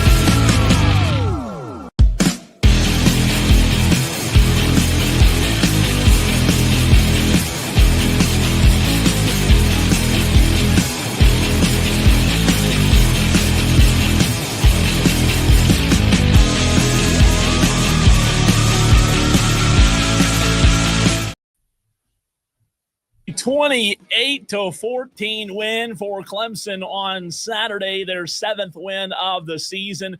4-1 on the road over the South Carolina Gamecocks, who are now 4-8 on the season, and their season comes to an end. Clemson fans, if you have a question for Grayson, man of TigerNet, would love to hear from you. The Hub City Spartan Burgers text line is open at 844-326-3663. Grayson, your takeaway from Saturday's game. I understand that the interceptions, the turnovers are, a big part of the game. But your takeaway when you looked at the stat sheet when the game went final and saw just how many yards South Carolina was able to compile, yet only put 14 points on the board. What was your takeaway when you saw that stat? Yeah, and some of those points and that yardage came in the fourth quarter as Sellers and them were trying to build back down 14. Yeah. So I think Tom Allen in that defense, and you mentioned the chunk plays, the 2 touchdowns. Sweeney had said it on the broadcast. It's 2 of the worst defensive plays he's ever seen. I'm right there with him, especially that second one where Sellers hit the honey hole shot on a cover 2 look, and just nobody seemed willing to tackle him. And that was one where it just felt like, okay, what kind of game are we getting here? But I thought overall Clemson came in. I felt like they were the better team on Saturday, Cole. That was my assessment last year. Just Sellers was the best player, and it was eerily similar until Ricardo Jones had different plans. So Clemson takes care of business, and got some funny texts from friends who were like, this season feels a little bit better. Obviously, 7-5 is not what you want, but if you're beating South Carolina, there's a little bit of grace in the amount of sins Clemson's compiled this year. Yeah. Grayson, I saw a clip going into the game, or I think I was watching during the game, just kind of flipping around social media. Danny Ford, and I'm paraphrasing here, saying that neither of these teams is good enough to beat the other. One of these teams is essentially going to have to beat themselves. At what point in that game did you feel like Clemson was actually playing well enough to beat the Gamecocks? I felt like in that second quarter when the offense started to really figure it out post-Klubnik interception, it felt like they were really trusting their receivers on the boundary to win. And one of the chief concerns we talked about last Monday was Clemson's inability to run the football against Furman of all teams, which was really puzzling. And Adam Randall starting to churn things out. The offense had some balance to it. Klubnik was hitting big third down throws. And there was a moment after that 14-point swing where Carolina ties it up and Clemson goes down and hits a pair of field goals. Once the defense settled in, I felt like, okay, there's some adjustments being made on Allen's part. Sellers is not going to have enough time because the defensive line for Clemson came alive in that second half, particularly TJ Parker and Will Helt. And so you really felt like there was that moment out of the half where Clemson made the right adjustments. South Carolina didn't. Again, the turnovers are the name of the game here. Clemson made the winning plays when South Carolina couldn't, and that's our story Monday afternoon. Grayson, you mentioned last year's game where Lenoris just kind of made the play at the end of the game, right? When you look at why Lenoris wasn't in a position this year to make that play, obviously you just talked about several of those factors with Will Helt, Tom Allen, but in your mind, what was the biggest reason Lenoris wasn't in a position late in the game to kind of put South Carolina on his back again? Right. So I went back and watched the South Carolina game this week from last year and tried to really dissect, particularly in the pass rush, what was Sellers able to do that made him so successful. And it really was that rush lane integrity where you felt like one guy had him. There was that first play that Peter Woods looked like he had Sellers dead to rights and just wouldn't wrap up. And it just turned into a 40-yard gain. And you had these instances where he was escaping the pocket. There wasn't the right spy. There wasn't the right gap discipline. And it was just things that Clemson fans had their bugaboos about the Wes Goodwin defense last year. Allen clearly was brought in for games like these, looked at that tape specifically, and it felt like they came in with the right idea. There were moments where both Woodez and Sammy Brown were spying Lenore Sellers, and they were trusting their DBs to be put on an island where sometimes it burned them. They were a little bit too focused maybe at times. And then in certain instances, they're able to get home and get it done. So it really felt like, to me, the game was won at the line of scrimmage for Clemson. They're able to run the ball when it counts, and they're able to get Sellers contained and keep him inside the pocket, which was key. Grayson, did you chortle to yourself that video of Cade Klubnik walking into the stadium in all black and the duster, the black hat, the all black everything. I mean, he walked in like he was a man on a mission, and man, he showed it. 268, didn't throw a touchdown in the game, but ultimately he was exactly what he needed to be to get the job done. Have you had a chance to, or did anybody else in the room ask Cade about that fit walking into the stadium? Yeah, I think it's just something he had ready to go. And the cowboy hat was a Christmas gift, I believe he said. He was dressed up like a cowboy, but like in all black. It was really, I call it funky. I've never really understood the player outfits in any situation, whether that's NFL, NBA, and college football. They're just goofy and they roll with it. And it felt like I was like, this can't be bulletin board material for afterwards. He looks like a Fortnite character. So at the end of the day, it is what it is. I'm not a big fan of it, but it's their style, I guess. Grayson, a lot of people will remember this game because of what Ricardo Jones did, and rightfully so. But, man, you talk about Adam Randall, 24 for 102 and a touchdown. From the criticism all season of the running back position, especially Adam Randall not really being the best running back, that Clemson's ever seen or that Clemson fans have ever seen, it felt like Adam Randall had a quietly really good game on Saturday, and maybe the game that we talk about what Klubnik did and what Ricardo Jones did, but maybe the game that this is the reason Clemson won, because they were able to consistently run the football. Yeah, Randall, talk about in terms of development, in terms of his vision and his patience, Cole, watching the LSU game compared to South Carolina, I understand it's maybe comparable talent given how LSU panned out this year, but the patience and the vision as a ball carrier, you can definitely see what this coaching staff's vision was. And you talk about quietly a good game. I'd argue he had quietly a pretty good season for Clemson. Obviously, not the result in terms of records, but 4 100-yard games, multiple 90-yard games, all-purpose yards, pretty good there. So it never felt like Randall was one where you're like, man, this move's going to be the reason Clemson's bad this year. It felt like he's been pretty solid. And that South Carolina game, we talk about players that can insert themselves into the lore of this Palmetto Bowl. Different players, you got so many different players to choose from. Ricardo Jones added his name in there where you got the picture of him staring down the student section after a touchdown, and you just see a bunch of flipping of the birds that we can't do right now in this video, but I'm sure you can find the picture if you give it a Google. Grayson, do you think the participation for the Clemson bowl game, and I know it's going to be a little while before we find out ultimately who it is they're going to face, do you think maybe who they face will be the determining factor for some of these guys as far as whether or not they're going to show up and play in the bowl game? It's just an unfortunate side effect of college football and what it's become. Do you get a sense of, or have you gotten a sense of more guys that are going to commit to play in the bowl game? I don't know if at this point, based on where Clemson's projected, that it necessarily matters. Like if they're in the Sun Bowl versus the Military Armed Forces Bowl, I don't think that's going to sway like a TJ Parker, for example. I do think some of those high first-round draft picks aren't going to play regardless, and Parker was very careful in his wording in terms of not playing the bowl game, but prepare for the bowl game. Now, Clemson, they shock me personally, but I don't see any value in a TJ Parker or Peter Woods or even Avion Terrell, who got hurt, and it looked like a hamstring injury of him playing in the bowl game. And that's not a knock on Clemson's culture, nor should it be.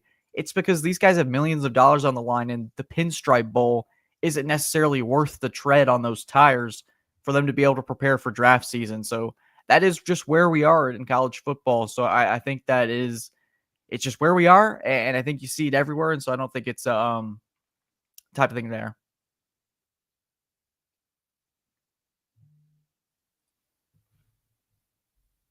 Grayson, we're going to switch over to phone if that's okay. We'll switch over to phone. Internet issues. We're going to switch over to phone. I'm going to call you. Just give us 2 seconds, okay?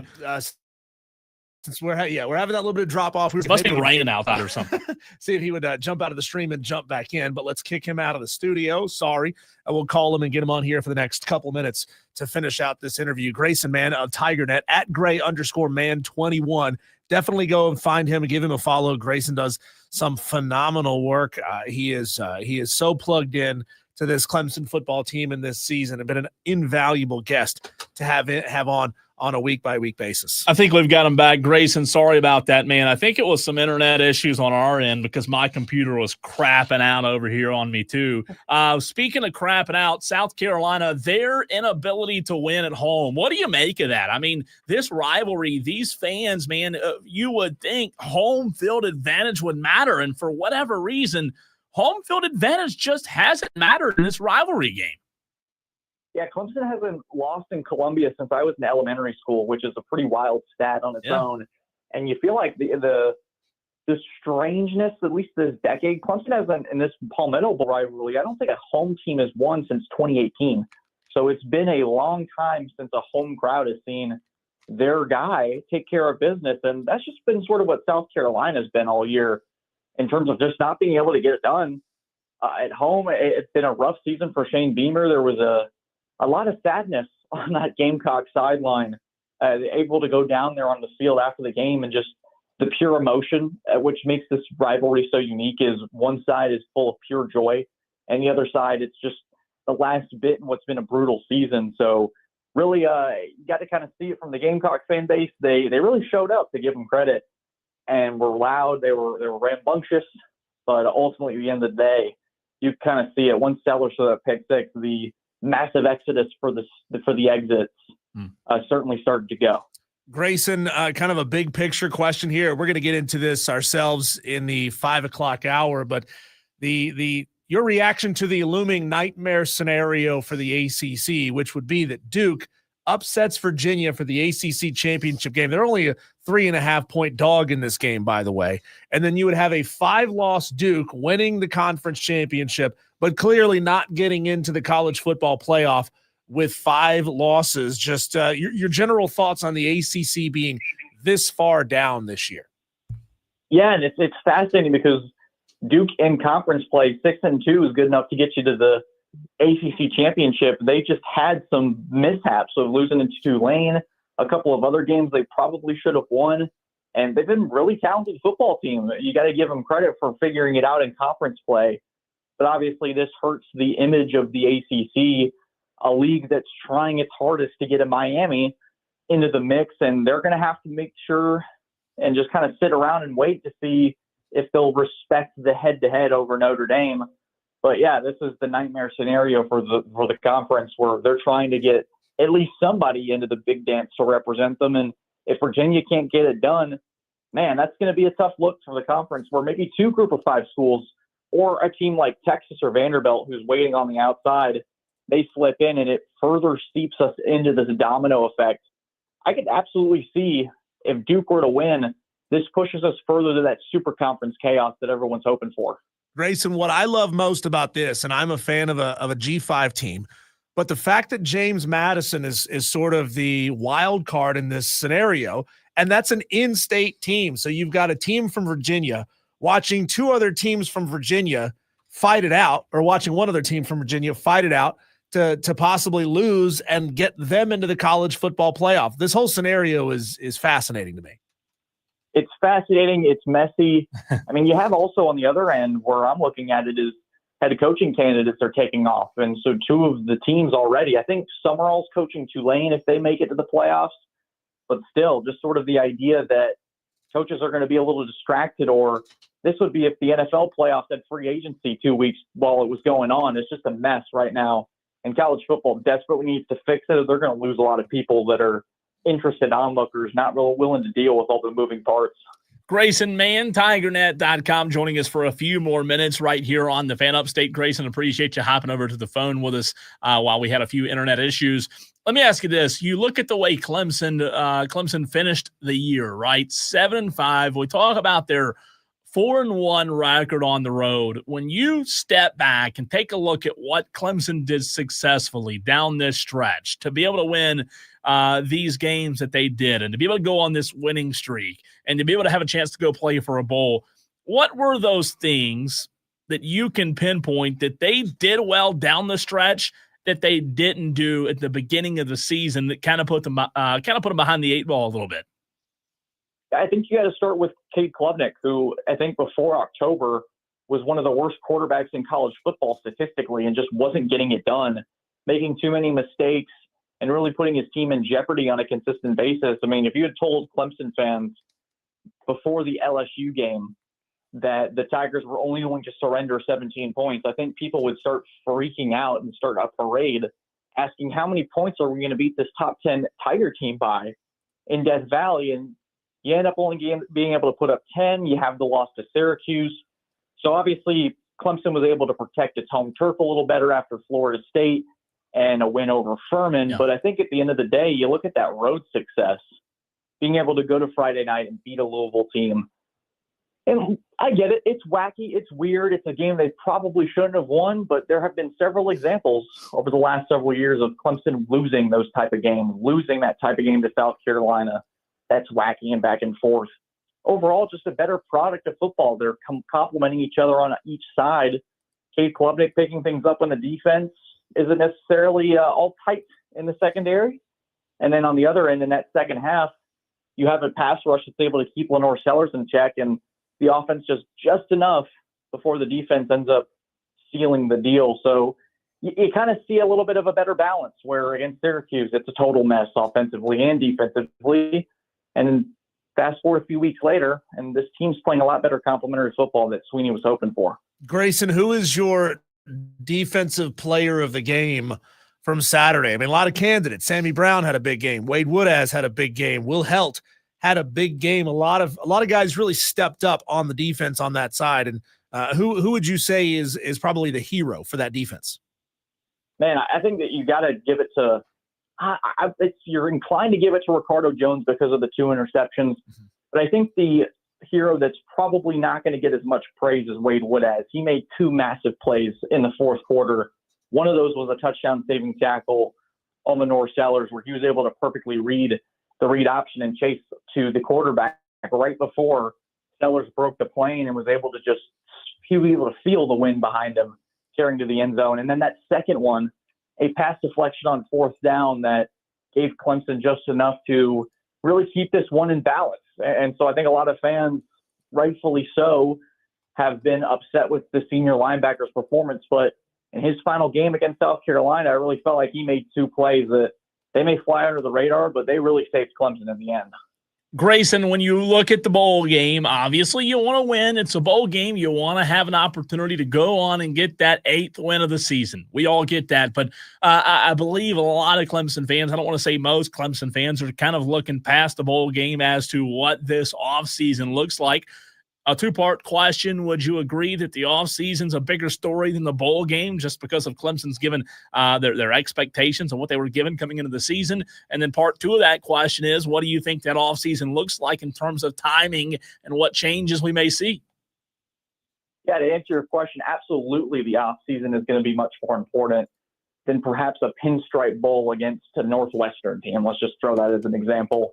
I don't know the exact projections as of right now, but that's kind of the bowl Clemson's aiming for.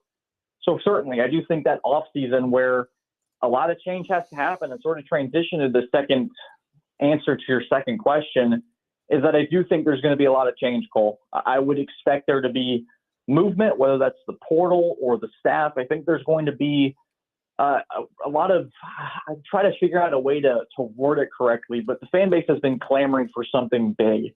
They've been clamoring for Sweeney to kind of go on the granular, go for the jugular moves. And I do think that defensively, you're going to see a lot of priority to trying to get Tom Allen the right people on this roster in the building. They're going to bring in a signing class that I really like here in a few days.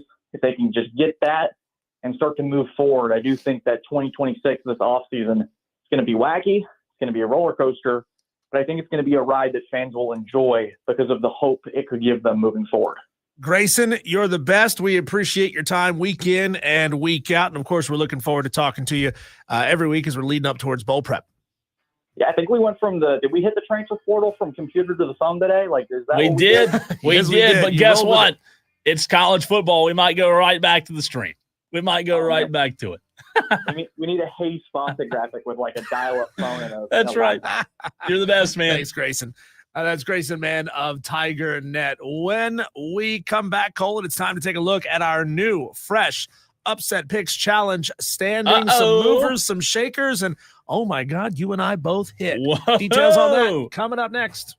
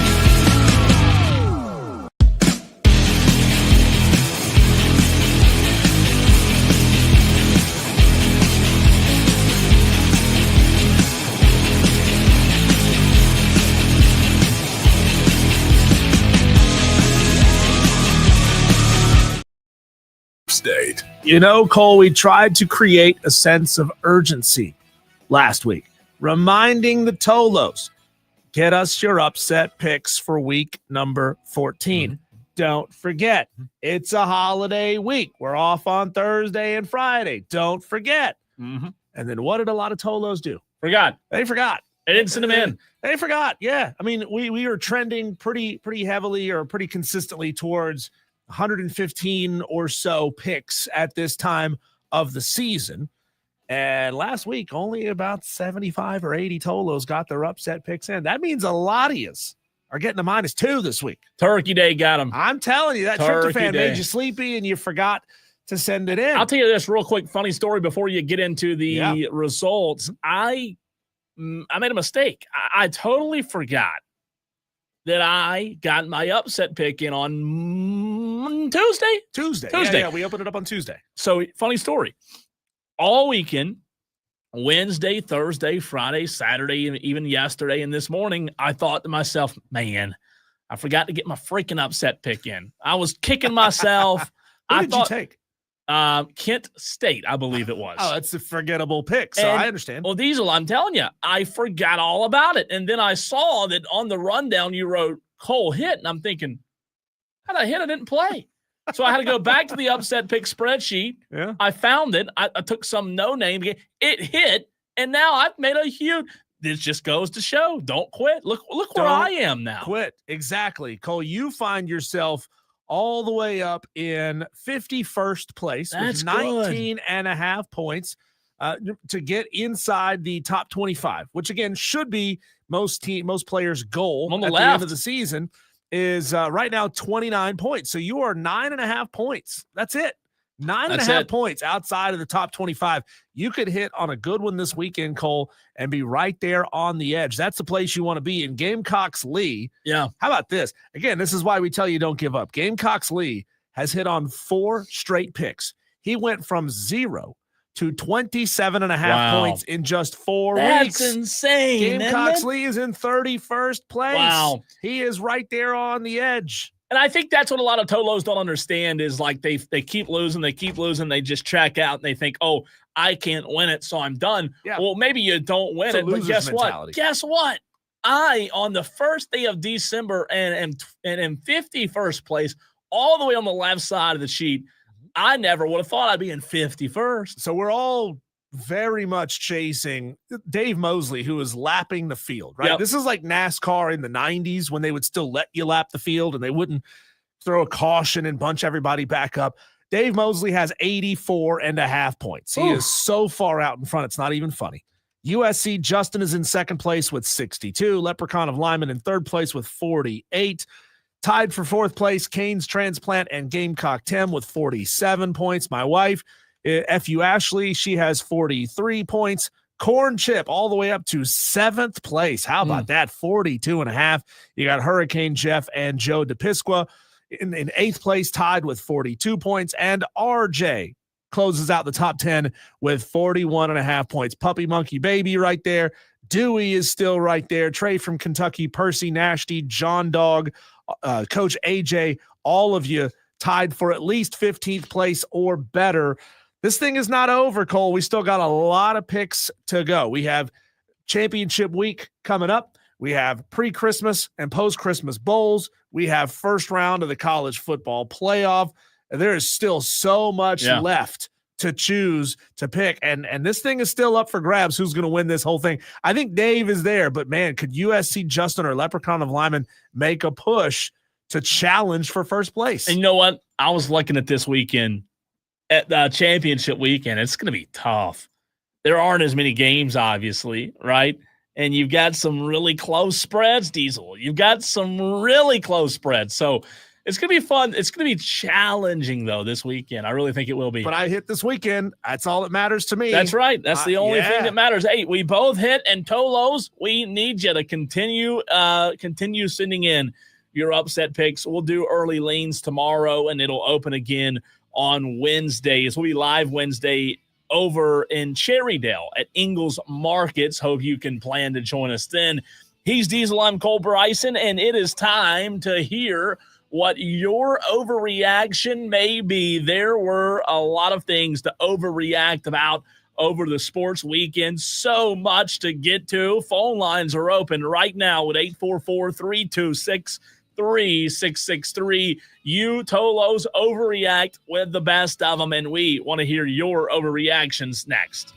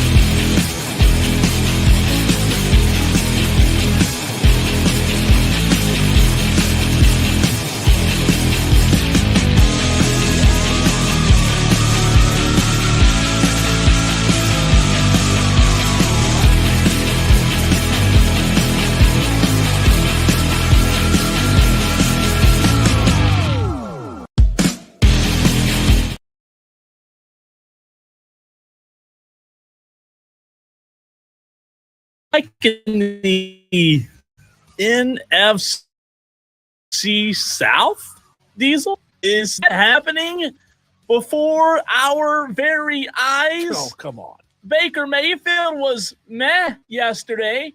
18 of 28, 194 and a touchdown. A QBR of 62.9. Well, he's been sick. It doesn't matter if he's sick. You still got to show up to work. Is Bryce? Don't say it too loud. Is Bryce Young becoming the best quarterback in the division? Is that where we are? It's overreaction Monday. That might be a little bit of a stretch.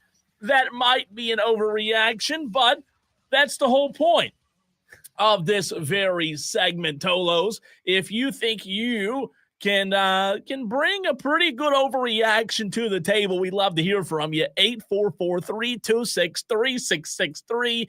Don't be the Tolo. Don't be the guy that hears us say, pick up the phone and call in and says, nah, I'll call in another time. You know, we all in life are challenged to do better, be better, and vent ourselves in different ways. And Diesel, I am calling on the Tolos. We need some good overreactions. Clemson fans, we want to hear from you. Gamecock fans want to hear from you. Phone lines are open. They're buzzing. 844-326-3663. Are you not a fan of that overreaction, by the way? Bryce Young, best quarterback in the NFC South. Diesel, come on. That is a massive overreaction. I'll give you that. And you're not the only one. We had a Tolo earlier say, see, I told you Bryce Young was a good quarterback. Baby. I mean, look, he had a decent game. It was good. It was a really good game. It was above average for Bryce Young. It was a great game. Maybe that's all this Carolina Panthers team needs out of him to win games. If you can get north of 200 yards and throw one or fewer picks in every game, you're probably going to win a lot of games. But you also are going to need the defense to show up in a major way. It showed up huge in this game. They had the pick six. It showed up huge a week ago in that Monday Night Football game to the tune of multiple interceptions, and they got blown out.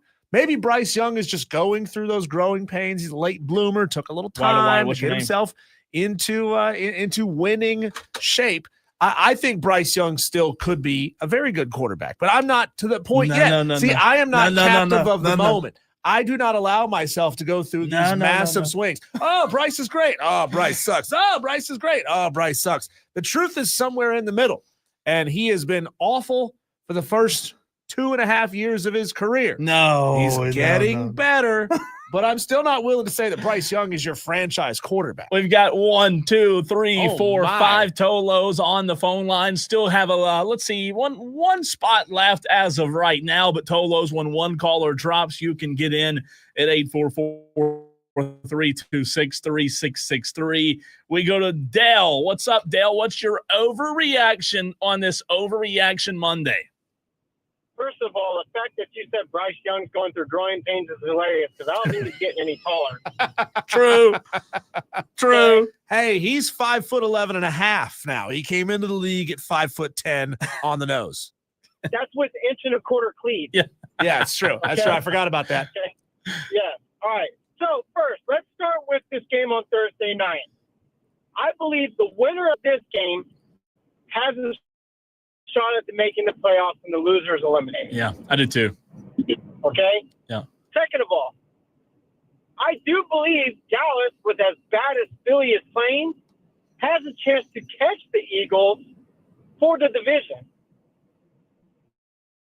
And that was my second overreaction is that the Eagles are cooked. The second is I have said for longest time that tie was going to hurt Green Bay and it's going to help Dallas. If we have the same amount of wins as we do with Philly, we win the division. Not to mention we have the tiebreaker. Second, Chicago is a full game and a half ahead of Green Bay. Green Bay's got a sweep, and I don't think they can because I believe they've already played Chicago once and lost, correct? Yeah. So, again, that's where the loss is going to hurt Green Bay. Told you it would cost them the division. Okay? Now, back to this whole Baker and Bryce Young. Baker's going to win that division. I don't know. They're gonna cook Carolina. They will. Baker's gonna put the bread in the oven. He's gonna get the hot hand. He's gonna close the door. I'm telling you, Bryce Young is not the guy. All right. Simply put, yes or no, Dale. Simply put, yes or no. Do we win on Thursday night? Do we win? Yes or no? I'm nervous. If Amon-Ra's not playing, yeah, I think we have a legitimate chance. Oh my God, I'm so nervous. I mean, I'm Huge worried game. about Aiden Hutchinson wrecking us, but Yeah. Pickens and Lamb is as good a duo as you're going to find right now. Dale, thanks for the call, man. Appreciate you, Dale. 844-FAN phone. And you know what? You've gone 2 hours and 7 minutes today, Diesel, without me just absolutely blowing a gasket that my Dallas Cowboys beat the Kansas City Big Bad Chiefs on Thursday. I mean, that's pretty good. I've gone 2 hours. Hadn't bloated, hadn't bragged about. I've been pretty subdued today, even after the Kansas City. Oh, by the way, do you know the two teams that played in last year's Super Bowl, Diesel, the Eagles and the Chiefs? Cowboys just beat them both in a 4-day span. I mean, are you kidding me? Come on, can we get on board? I know you're going to say, wait till the playoffs, but the Cowboys right now they look good, don't they? They look good. Cole, my overreaction for today is that Stephon Diggs should be removed from active duty for the New England Patriots because Stephon Diggs is currently embroiled in the possibility and the scandal of having not one, not two, not three, not four, but 5 babies from 5 different women all at the same time. Wow. He is getting around, Cole, and I'd say that should be conduct that triggers the conduct detrimental to the team clause of his contract. Wow, 5. Maybe where I'm going with this is the exact opposite of what he needs, and he needs to spend more time in the team facility because if you're in the team building, you're not out there making little babies all over town. But come on, man. At some point, that has to be conduct that makes the league and the Patriots look bad. Back to the phone lines. T-Experience up next. What's up, man? Been waiting all summer long for summer all. What's your name? Gators 2027 national champions, baby. Let's go. Are you really that excited about John Summerall being your next head coach? Are you? No, that's just my overreaction. So okay. I was going to say, by the way, great overreaction to Experience. I was fixing to say, Diesel, that is surprising. Bold, big and bold. I'm not saying that John Summerall is not a good coach, but I like the hire. I like the hire a lot. I like it. I don't know if I like it a lot. Why?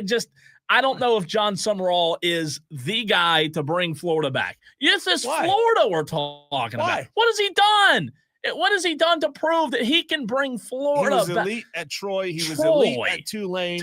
Has him in the playoff conversation. That's more than Florida's had in a long time. We're talking about Florida, Diesel. Florida. So you're just being biased, Cole. You're being a resumeist. Yep. If they don't have Power 4 coordinator experience, you don't want them. I mean, that'd be like ESPN firing Stephen A. Smith tomorrow and then hiring a guy named Cole Bryson to replace Stephen A. Smith. You know who else has Power 4 coordinator experience? Dowell Loggins. Dowell 5-7 Loggins. Yeah. You're telling me that Dowell Loggins is more I wouldn't hire him at Florida, to be the Florida coach than John Summerall. No. Back to the phone lines. Give somebody a chance. Well, they'll give them 2 or 3 years. Who else are they going to get at this point? You gotta go get the best. I would have got James Franklin. It can't have James Franklin. But you could have gotten. You could have gotten them. You had plenty of time. He didn't want you. Dewey, what's up? Beamer. Yeah, you had 6 teams firing their coach this weekend. Oh, Dewey, we lost you. Did you pay your phone bill? Oh, you're breaking up, Dewey. You're breaking up. Speak, Dewey. Words. You had Kentucky firing their coach. You had all of them firing their coaches. Shane Beamer needs to be fired. That furry guy needs to be fired. And that Carolina game was a travesty. Clemson, they're going to win a national championship next year. That's my overreaction. Oh, my gosh. He's going to be ACC Coach of the Year. Who's the quarterback going to be? Probably going to be, and he's going to be probably the head preacher of the chapel at Clemson also. What? Dewey, who's the quarterback going to be next year for Clemson that wins the national championship? Hey, Klubnik, he's coming back too because he's going to be offered $20 million in the NIL. Thanks, Dewey. Skip the NFL. Thanks for the call. Kiffin, he's a joke too. Thanks, Dewey. Goodness gracious. Oh my gosh. Let's go to Dan B, who wants to overreact. What's up, Dan? Yeah, my first overreaction has to do with all the bad calls that apparently occurred this week. Don't talk about Dewey like that. He's listening right now. Oh.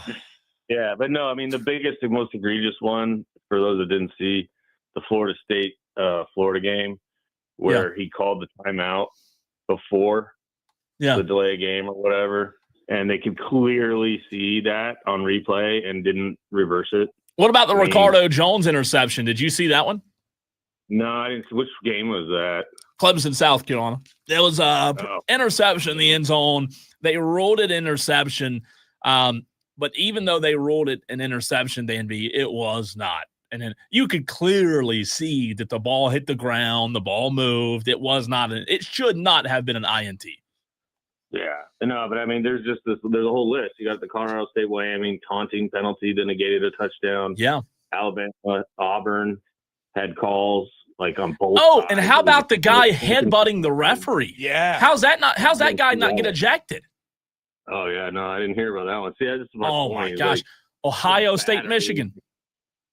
See, that's not even on my list. I have a Mizzou, Arkansas issue.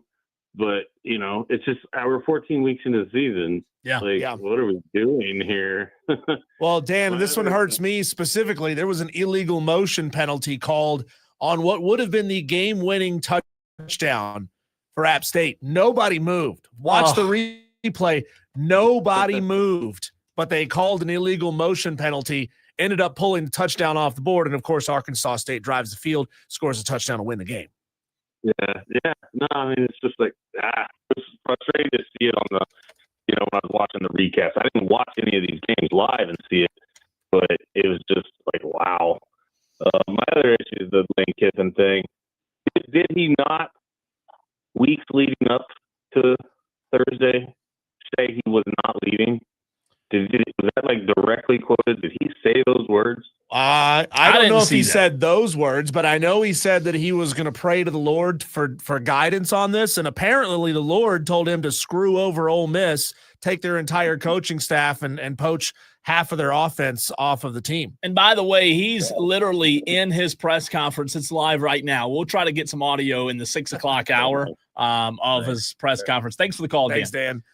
Yeah, he's speaking right now. I put it on the rundown, Diesel, in the 6 o'clock hour for us not to forget. We will try to get audio of what Lane Kiffin says. Do you not notice that Lane moves like Nick Saban? The hand gestures? A little bit. That's 100% Nick Saban. Bit. Well, he learned that from him. Yeah.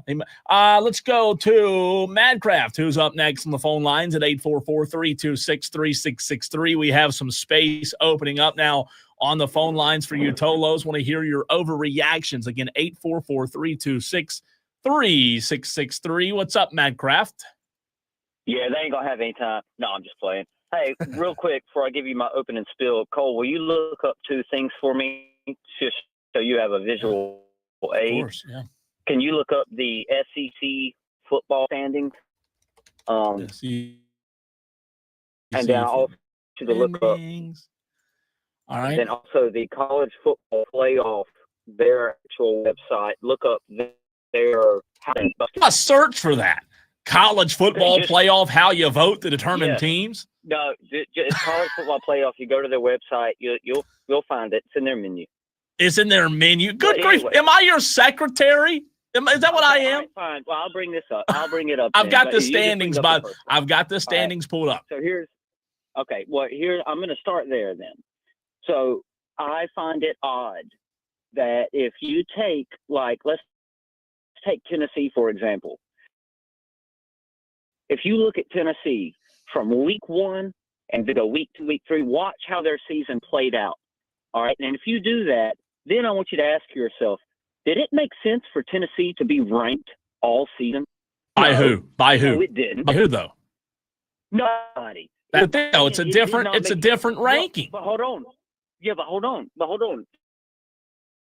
This is my thing.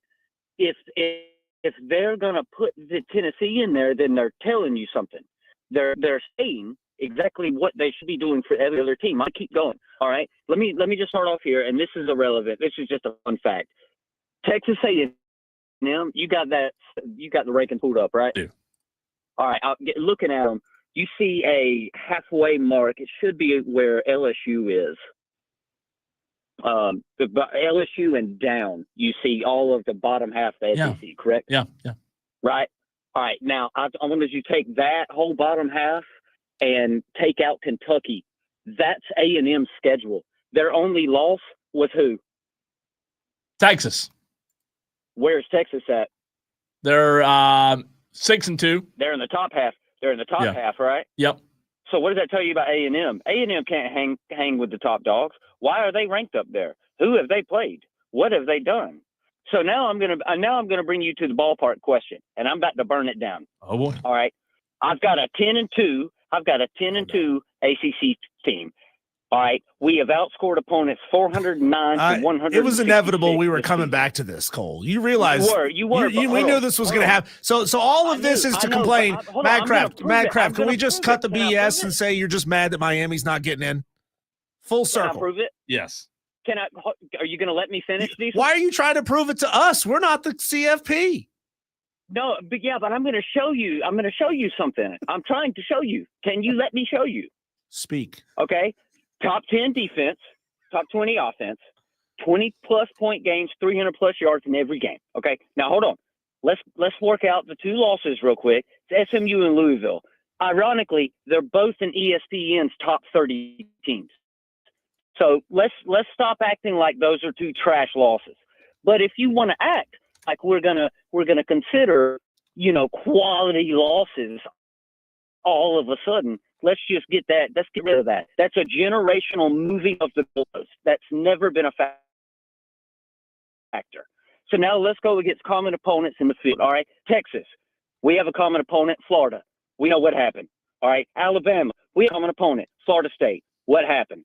Okay, now let's get to the bread and butter. This is my favorite one. Notre Dame, we have 4 common opponents. All right, 3 out of the 4 Miami outplayed Notre Dame in. And we have a head-to-head. Now, if you pull up the College Football Playoff Committee on their own website, literally on their front page website, what does it say? It says common opponents. It says strength of schedule, which ours is almost identical. Then it says common opponents, head-to-head. And then what's the last one? And this is where I'm putting the icing on the cake. What's the last one?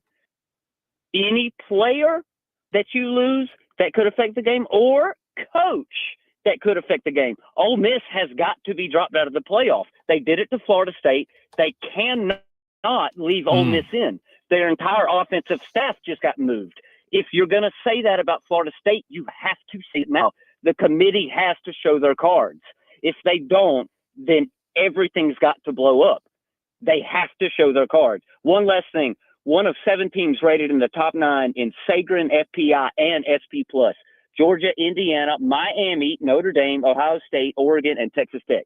I rest my case. Texter says, Lord Madcraft, this is terrible.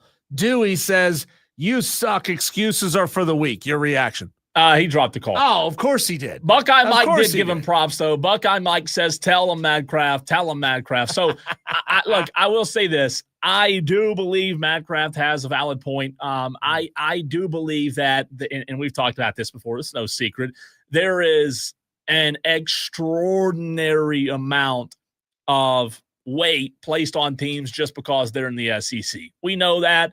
It doesn't matter if you believe it to be true or not. That's just a fact of the matter.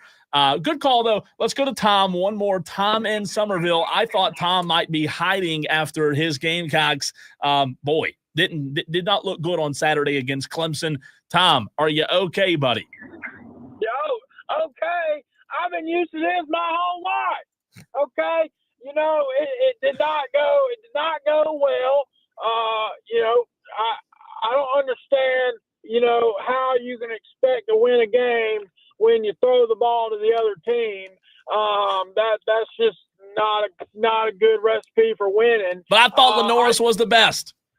He is. He is still the best quarterback. He made some key mistakes. What team is he going to be playing for next year? I don't know. I'm done trying to figure all that out. It's either going to be LSU, Miami, or he'll be in the NFL. Take your pick. If Lane Kiffin, of all the quarterbacks, if Lane Kiffin calls Lenore Sellers to be his quarterback, he will not last 3 years at LSU. He turned Trinidad Chambliss into an elite quarterback. Yeah, he did, and he's going to have that same quarterback next year. Now, I did learn something this weekend, guys. I've learned that you do not have to catch the ball for it to be a catch. So, maybe somebody should try that if they ever get pulled over by the police. Sir, I did drink, but I'm not drunk, and I can walk in a straight line. What are you talking about? What catch, Tom? The one in the end zone, where they said he had control of the ball. If he had control of that ball, then I'm 150 pounds, okay? But either way, that does not determine the game. We lost. Clemson won. This rivalry has just become whoever's the away team's going to win. So maybe next year the Gamecocks will win. But my overreaction to all this nonsense this weekend is quite simple. We need full-time referees. These referees are the stupidest people on the planet. They don't know how to do their job, and we need to get officials who are trained to do their job and do it full-time. It wasn't just the South Carolina Clemson game, as bad as that was. It was across the board. Y'all mentioned it before I got on here. We need an uphaul in how these officials are trained, because this is utter nonsense that we're having to deal with. And that doesn't even have to do with the Gamecocks. That's just college football in general. So what makes you think, Tom, what makes you think that full-time referees would all of a sudden make all of the right decisions? Well, it's better than part-time referees, Diesel. I mean, and I'm sorry y'all lost to Butch Jones. I don't know how long. Hey, you got personal. You didn't have to make it personal, Tom. Come on now. Oh boy. But guess what? The Braves start baseball here in a little while. Boy. So We'll be back Tom, who's your next OC going to be? I mean, who is out there that's competent that can call plays and score touchdowns? Do you want Dowell back? I don't care. Who? Dowell? Nah, you can keep him. But what's funny is he was Beamer's best OC, I think. But there's Not a lot of much. G5 guys out there. Go get somebody who's fun and exciting and that can put a bunch of points on the board. I don't care if they're orange, if they're purple, if they're green. I don't care if they're a Democrat or Republican. Just go get an offensive coordinator that knows what they're doing. How about Garrett Riley? Oh, boy. No. I mean, he's won, 5 straight? Seems like he knows what he's doing. Well, Clemson fans have had enough of him already, and I don't want Clemson's leftovers, Diesel. Oh, man, that's tough. Tom, you're the best. Tom. Thanks for the call, man. Doesn't want his leftovers, he Good said. Stuff. When we come back, Cole, we mentioned it earlier, and I asked Grayson Mann about this.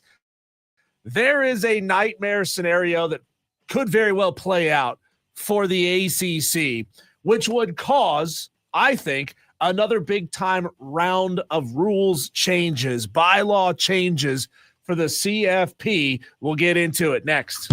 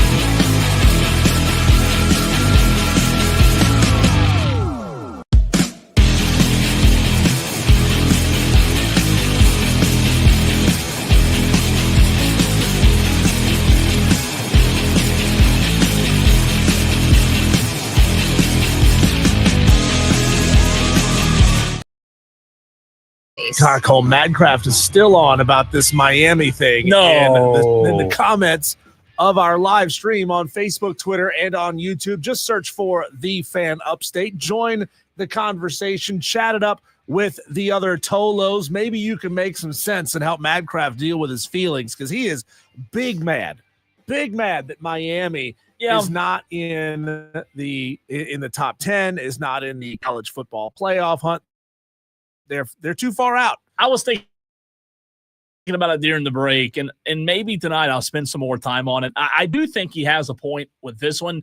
Before I fully commit to saying he's right, maybe we'll bring it back up in a segment tomorrow. But I want to see, of the teams ahead of Miami, why they're ahead of them. And obviously we'll see what changes tomorrow night with the college football rankings that come out. So what Madcraft has to figure out here, and he may have the stats and the rules and here's what the committee values right. And I'll give him credit for that. He is right on those points. The question is why? Why screw Miami like this? Why?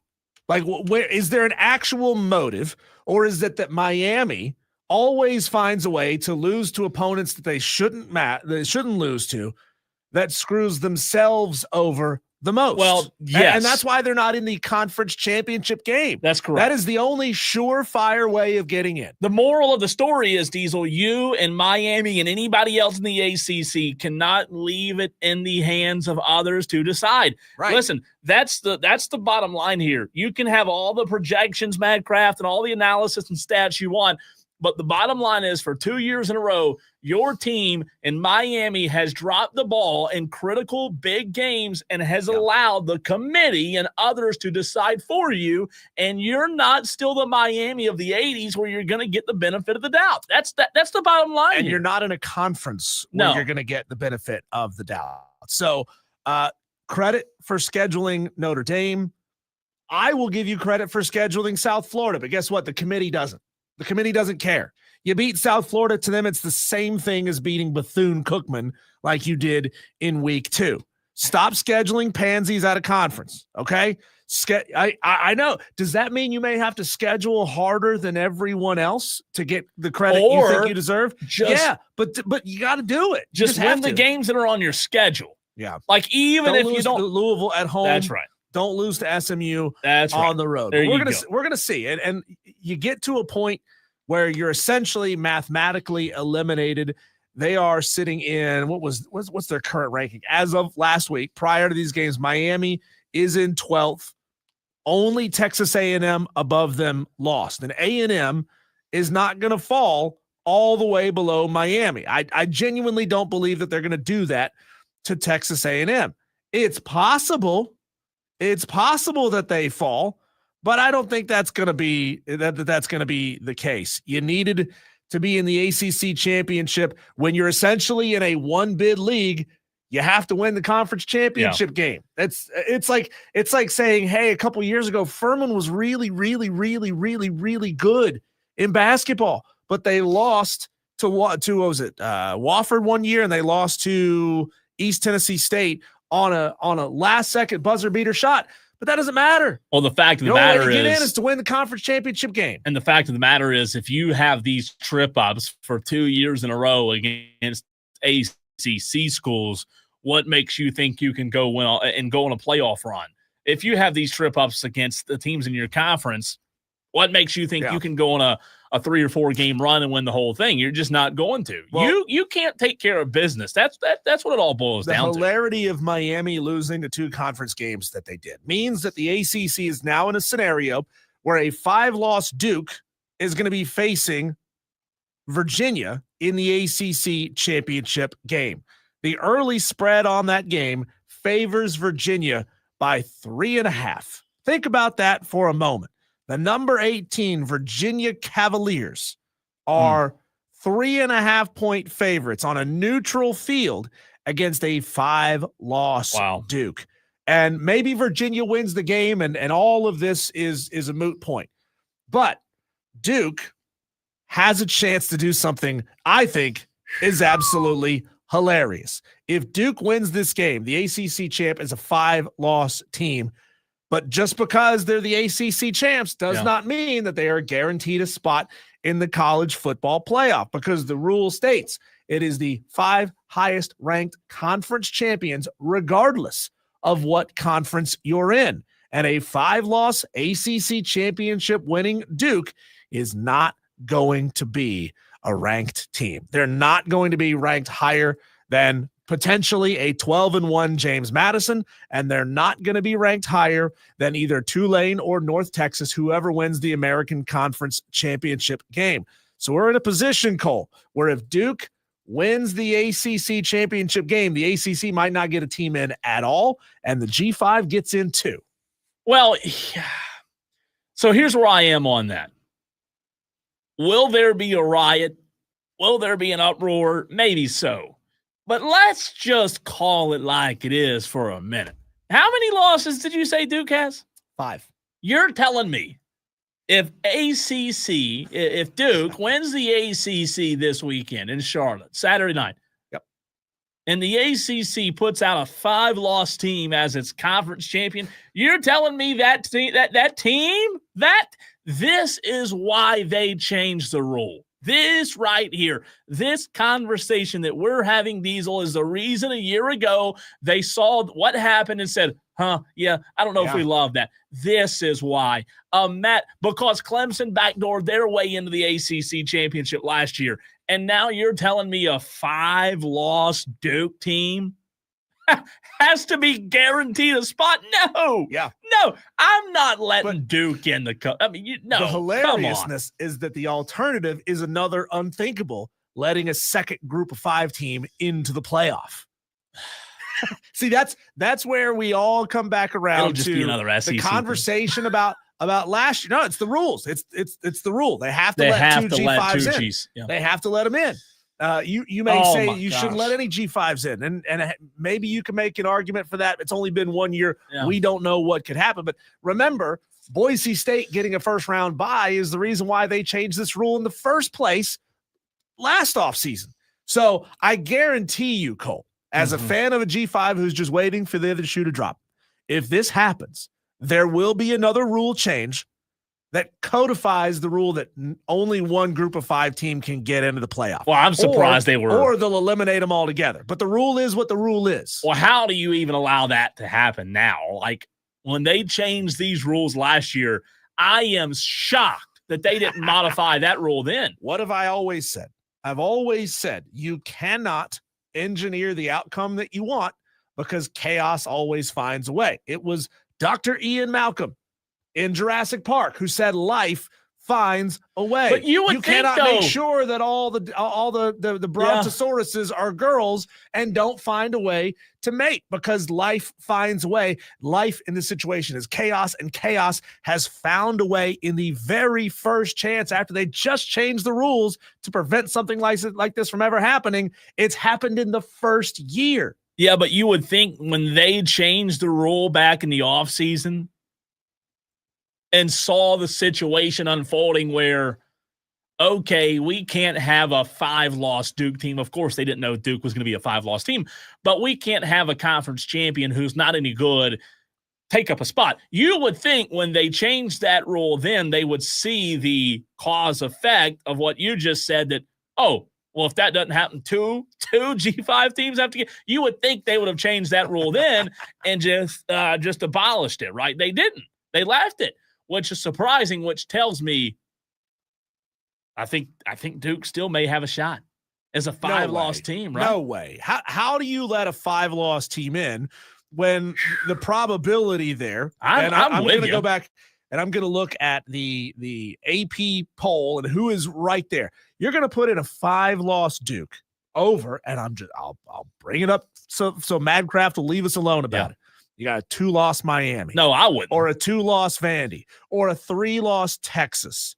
How much? You're going to let a 5-loss Duke in over those teams? How much does the committee weigh Duke winning a conference championship, and how much does the committee weigh Duke losing the games out of conference? Because if I'm not mistaken, without looking at their schedule, they've got 5 losses. I think 3 of those 5 are out of conference. Is that right? Are they? Let me pull up. I've got the rankings right here. Duke lost 2.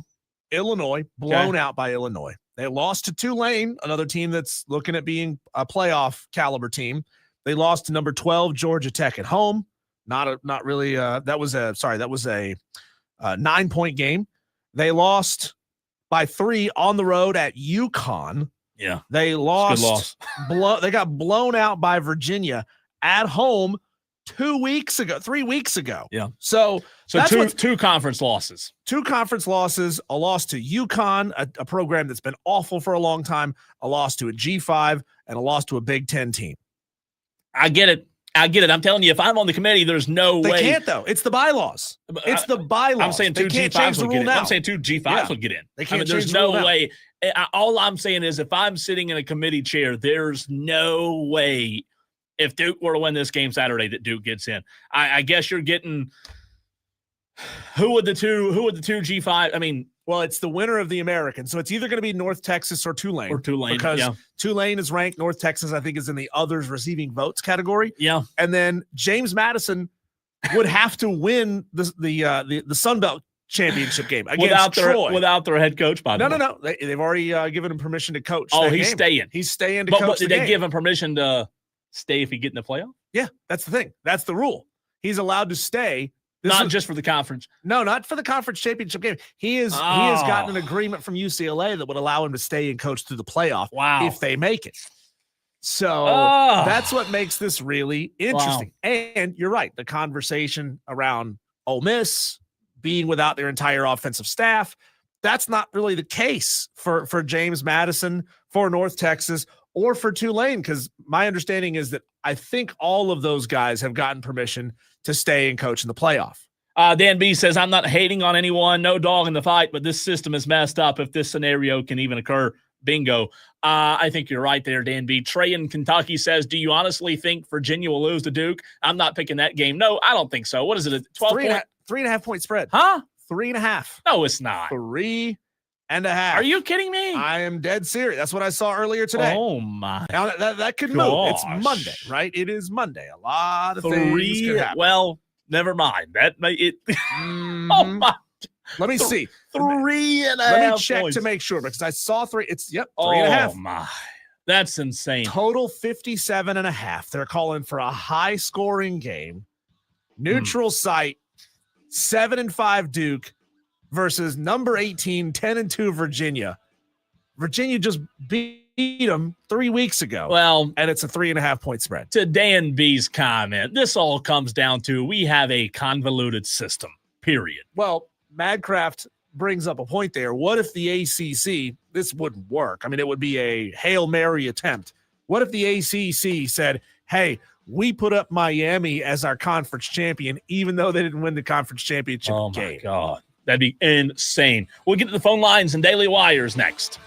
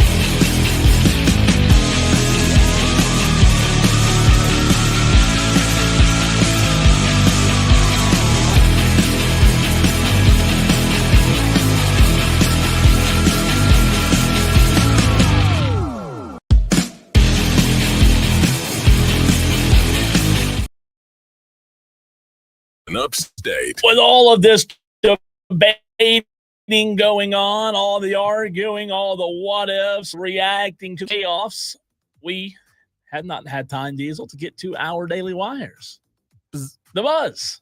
Headlines is what you call them. We call them daily wires on this show. The buzz that's happening around the sports world. And boy, is there a lot of it this weekend. Coastal Carolina and Tim Beck, Diesel, have mutually agreed to part ways on Sunday. Beck was 20-18, leading the Chanticleers. Did you see this one coming? I thought maybe the last 5 games would give Tim Beck enough goodwill to hang on for another season, but they didn't see it that way. I thought it'd get one more year. Yeah. I thought so. Tonight in the NFL, the Giants are at the Patriots. New England, a 7-point favorite tonight. That's it? That's it. Jameis, baby, you got to trust in Jameis. Kentucky has fired football coach Mark Stoops. The school's athletic director announced the dismissal Monday, thanking Stoops for his dedication and leadership. Imagine being paid $30 million to leave the state of Kentucky. Are you kidding me? That's one heck of a payday, right? Hey, maybe you can go to Oxford. No, they've already got a coach. They've got their guy.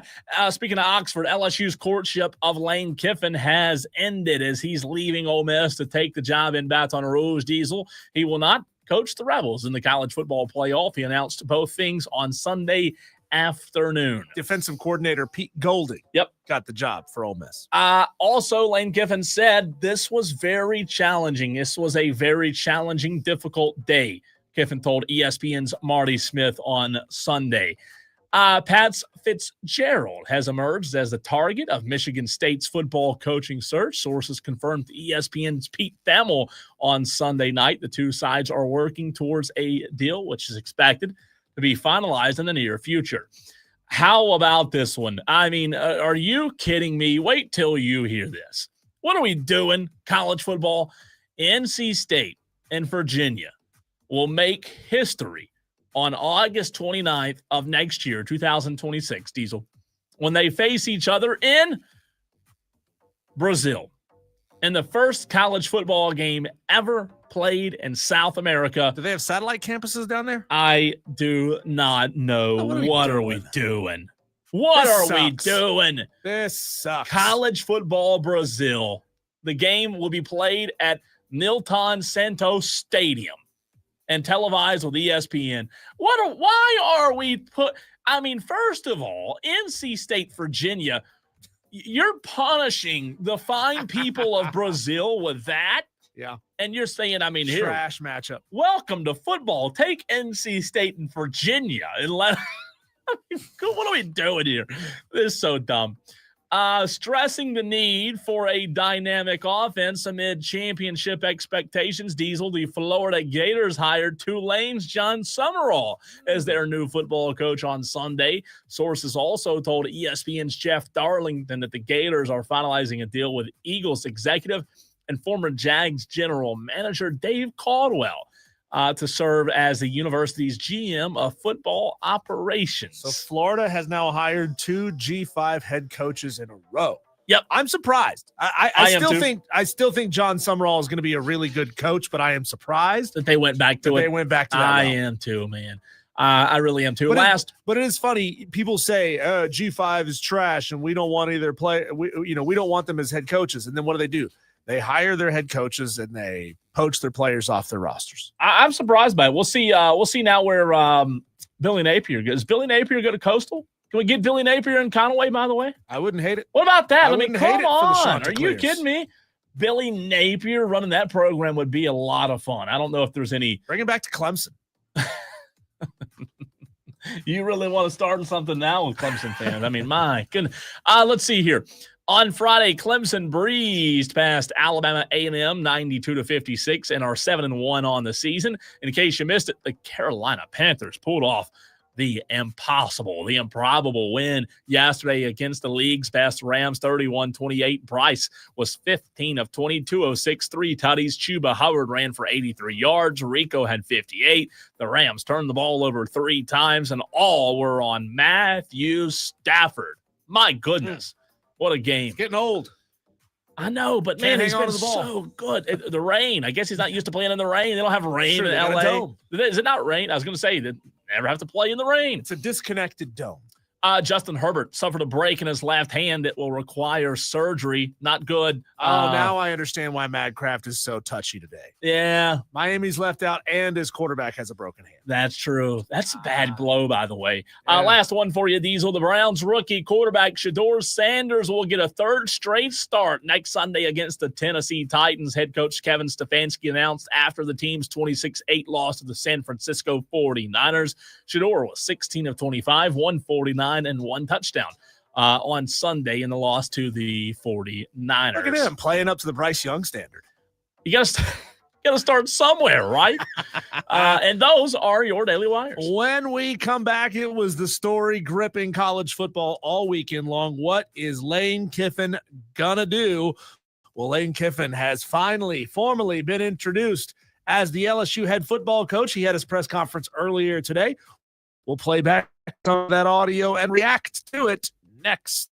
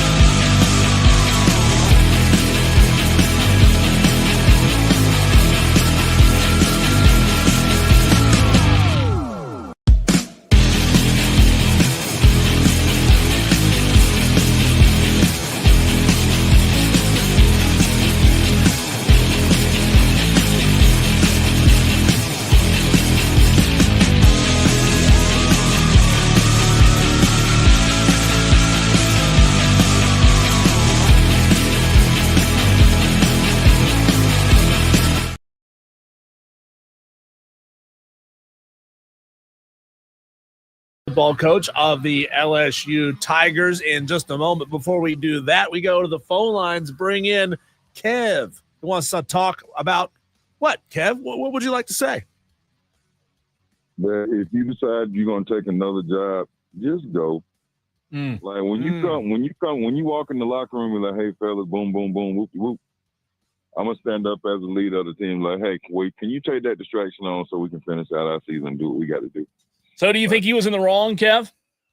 Yeah, and I'm like, once you decide that's what you're gonna do, like, make LSU wait. If you want me that bad, let me finish my season and let me get these boys at a. Well, see, Ole Miss wouldn't let him stay.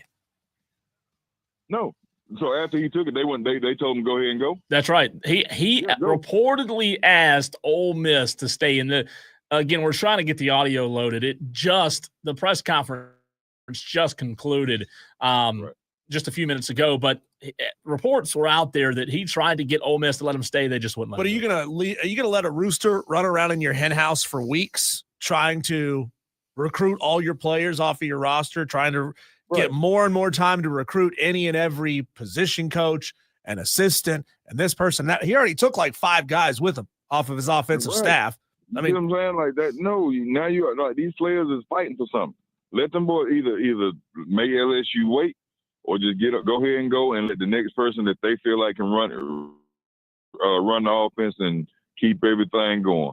I just think there's somebody that's been watching him all year that can run it. And Kev, like we talked about this back in the 3:00 hour.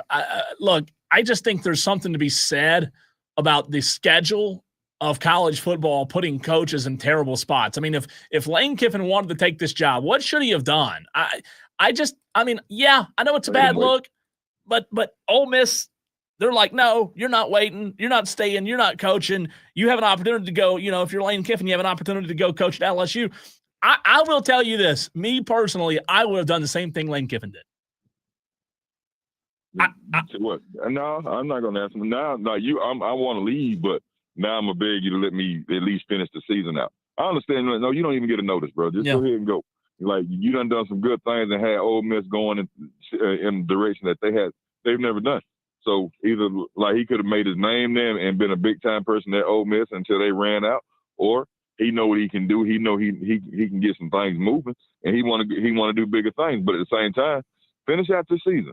You got a good thing going on. Finish it out, then ride to LSU. If they want you that bad, they'll wait on you. Even if you have a behind closed doors agreement with LSU, it says I'm going to take the job, but I am going to finish this. So I'm going to keep telling Ole Miss that I'm with them all the way until we're eliminated or we win the national championship, and then the next day I'm gone for LSU. I would rather him do that. I would rather him lie to Ole Miss than string him along, because he kept trying to do that. He kept trying to slow walk this thing. Yeah. And that's why Ole Miss kept getting so frustrated, because they said, Lane, give us a decision. And he said, all right, I'll make a decision on Saturday. And then he doesn't make a decision on Saturday. And then he says, oh, let me get another 24 hours. No. Make a decision now or walk. But that's what it was. And the bad part is, if you're LSU, you've got to recruit now. You look at what all these transfer portal windows are. I mean, if you're LSU, you can't wait another month to name your head football coach. So, like, I'm on the side of Lane Kiffin here. I know it's not popular, but if I'm in his shoes, I do exactly what he did. I know it's a messy ending, but if Ole Miss tells me, hey, you can't continue to coach, and I offer to try to continue to coach, I'm leaving. I'm sorry, players. Sorry, guys, but I'm not gonna turn down this opportunity to go coach at LSU.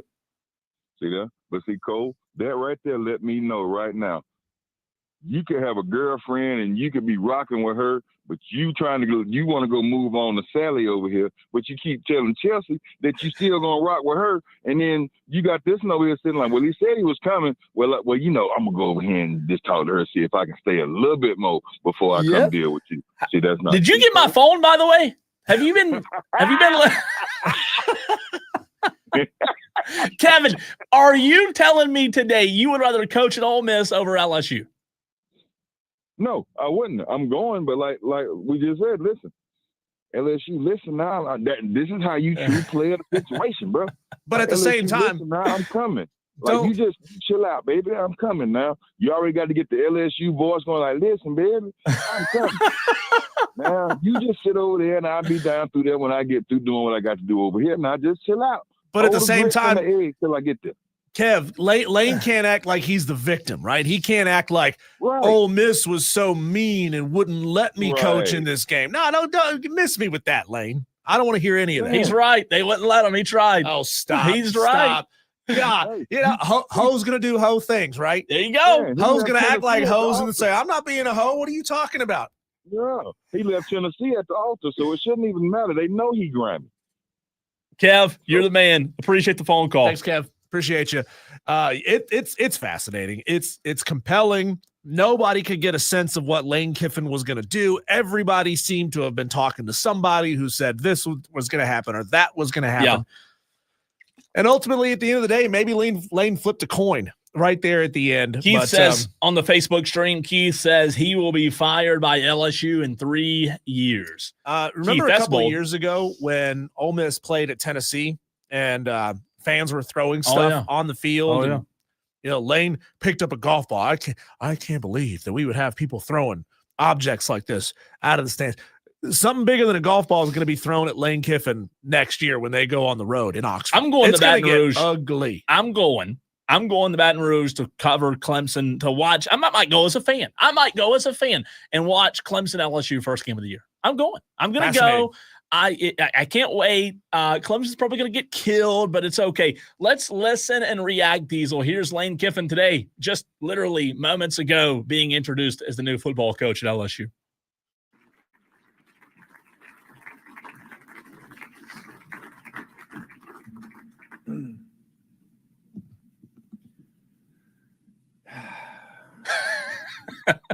Is that not all that needs to be said right there? The sigh of relief. By the way, Diesel, I must say, Lane Kiffin with purple LSU logo kind of fits him. Just saying.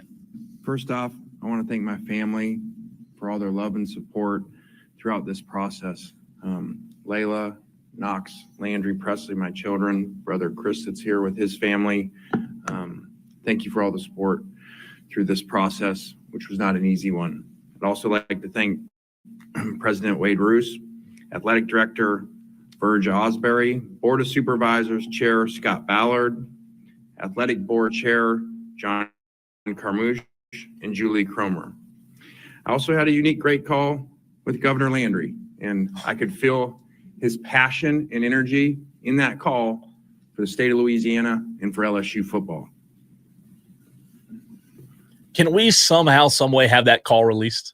The audio. Oh, Lord, Lane. I got to tell me, Lane, what do I got to do to get you to Baton Rouge? I would love to hear it. Also, the people that reached out to me through the process, from former great LSU players and very powerful LSU alumni. I'm very honored to be the head coach of LSU. For now. I can sum it up by saying this place is different. And having watched this place for a long time, having been on the other sidelines in this stadium, this place is different. And that's why we're here. We have a lot of work to do with that. But I'm very grateful for the opportunity to lead one of the elite programs in all of sports. Leaving Ole Miss was extremely difficult decision. And in that, we tried every single thing possible to continue to coach the team through the playoffs and to continue to coach the players. In the end, that was their decision, and we totally respect that and appreciate the time and energy that we tried to figure out a plan to do the best thing at the time for those players.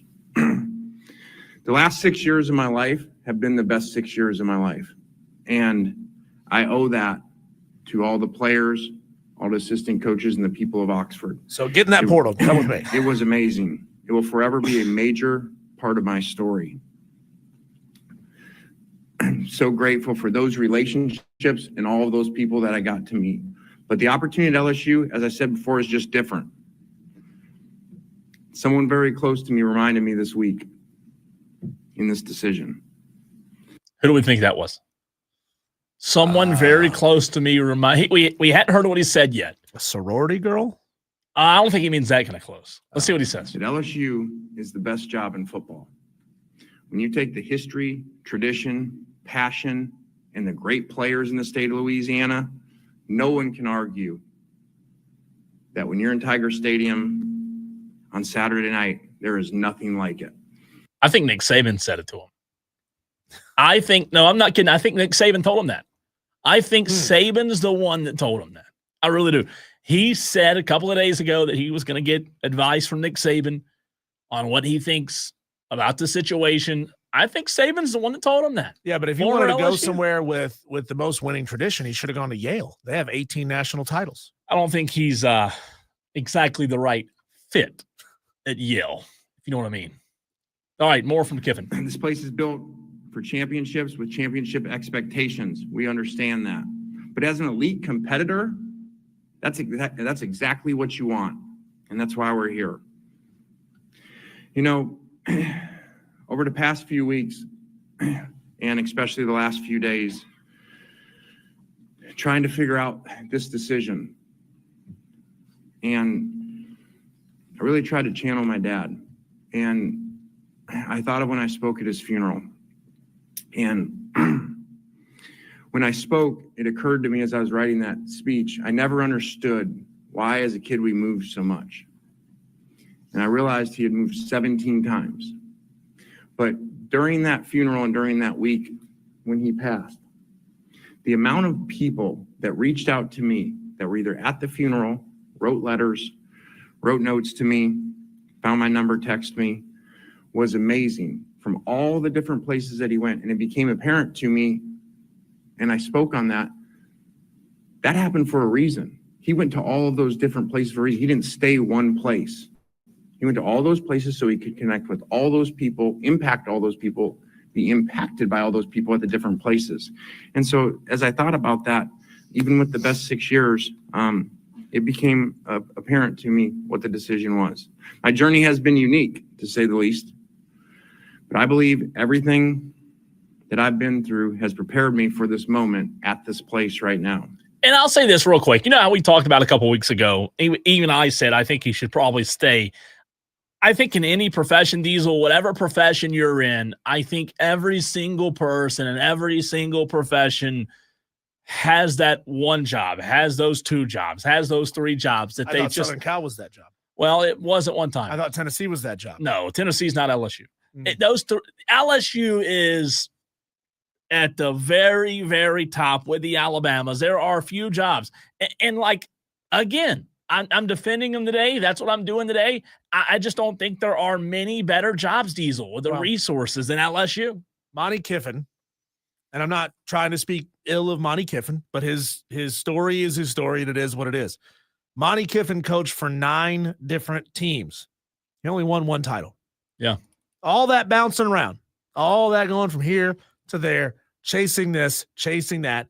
He won 1 title. So, I mean, what did it really get Monty? It got him 1. Yeah, and again, I understand that. I'm this whole day, yesterday included, I've been trying to put myself in Lane's shoes. I could not turn down the LSU job. It's just, I couldn't do it. I couldn't say no. But I say this, Cole. If LSU, whoever LSU hires, if they hadn't hired Lane Kiffin, let me put it that way, hadn't hired Lane, whether it's John Summerall, whether it's Alex Golish, whether it's whoever, doesn't matter. They don't win a title within 3 years. That LSU job's coming open again. Yep. So, and I know you can't count on that. What if John Summerall gets the job and he's amazing at LSU, right? Well, guess what? Then another elite job comes open. Maybe it's Alabama. Maybe it's Florida again. Maybe it's Michigan. Maybe it's Ohio State. Maybe it's Southern Cal. Not Southern, I wouldn't hire him again. You know what I'm saying? But the point is, it's not like LSU is the number one job in all of sports. He may have put it on a personal pedestal that and a lot of people just don't understand the reasons why LSU was on that personal pedestal for Lane Kiffin.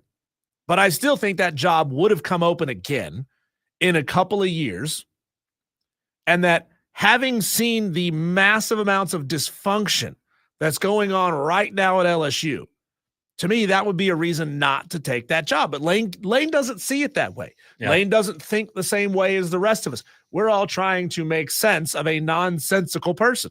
Yeah, I get it. I just think at the end of the day, if you have the opportunity, if you have the chance to take it, you gotta take it. I'm with him. I think he made the right decision. I think LSU is a playoff team next year. It wouldn't surprise me if they're one of the 4 final teams remaining next year. I will tell you, they'll be in the college football playoff year in and year out with Lane Kiffin. I think Lane's going to find a tremendous amount of success because he's clearly got the reputation. He's going to get every possible resource. I guarantee you they break that $40 million mark that Texas paid for its roster. Yeah.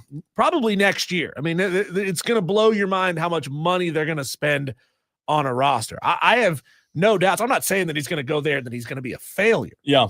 But to me, there's got to be some sense of honor in what you do in this business. Like, is his legacy in his mind only tied to what jobs he gets hired to, not the actual results? And by results, I mean trophies that he produces. What if he bounces around place to place to place to place and never wins anything?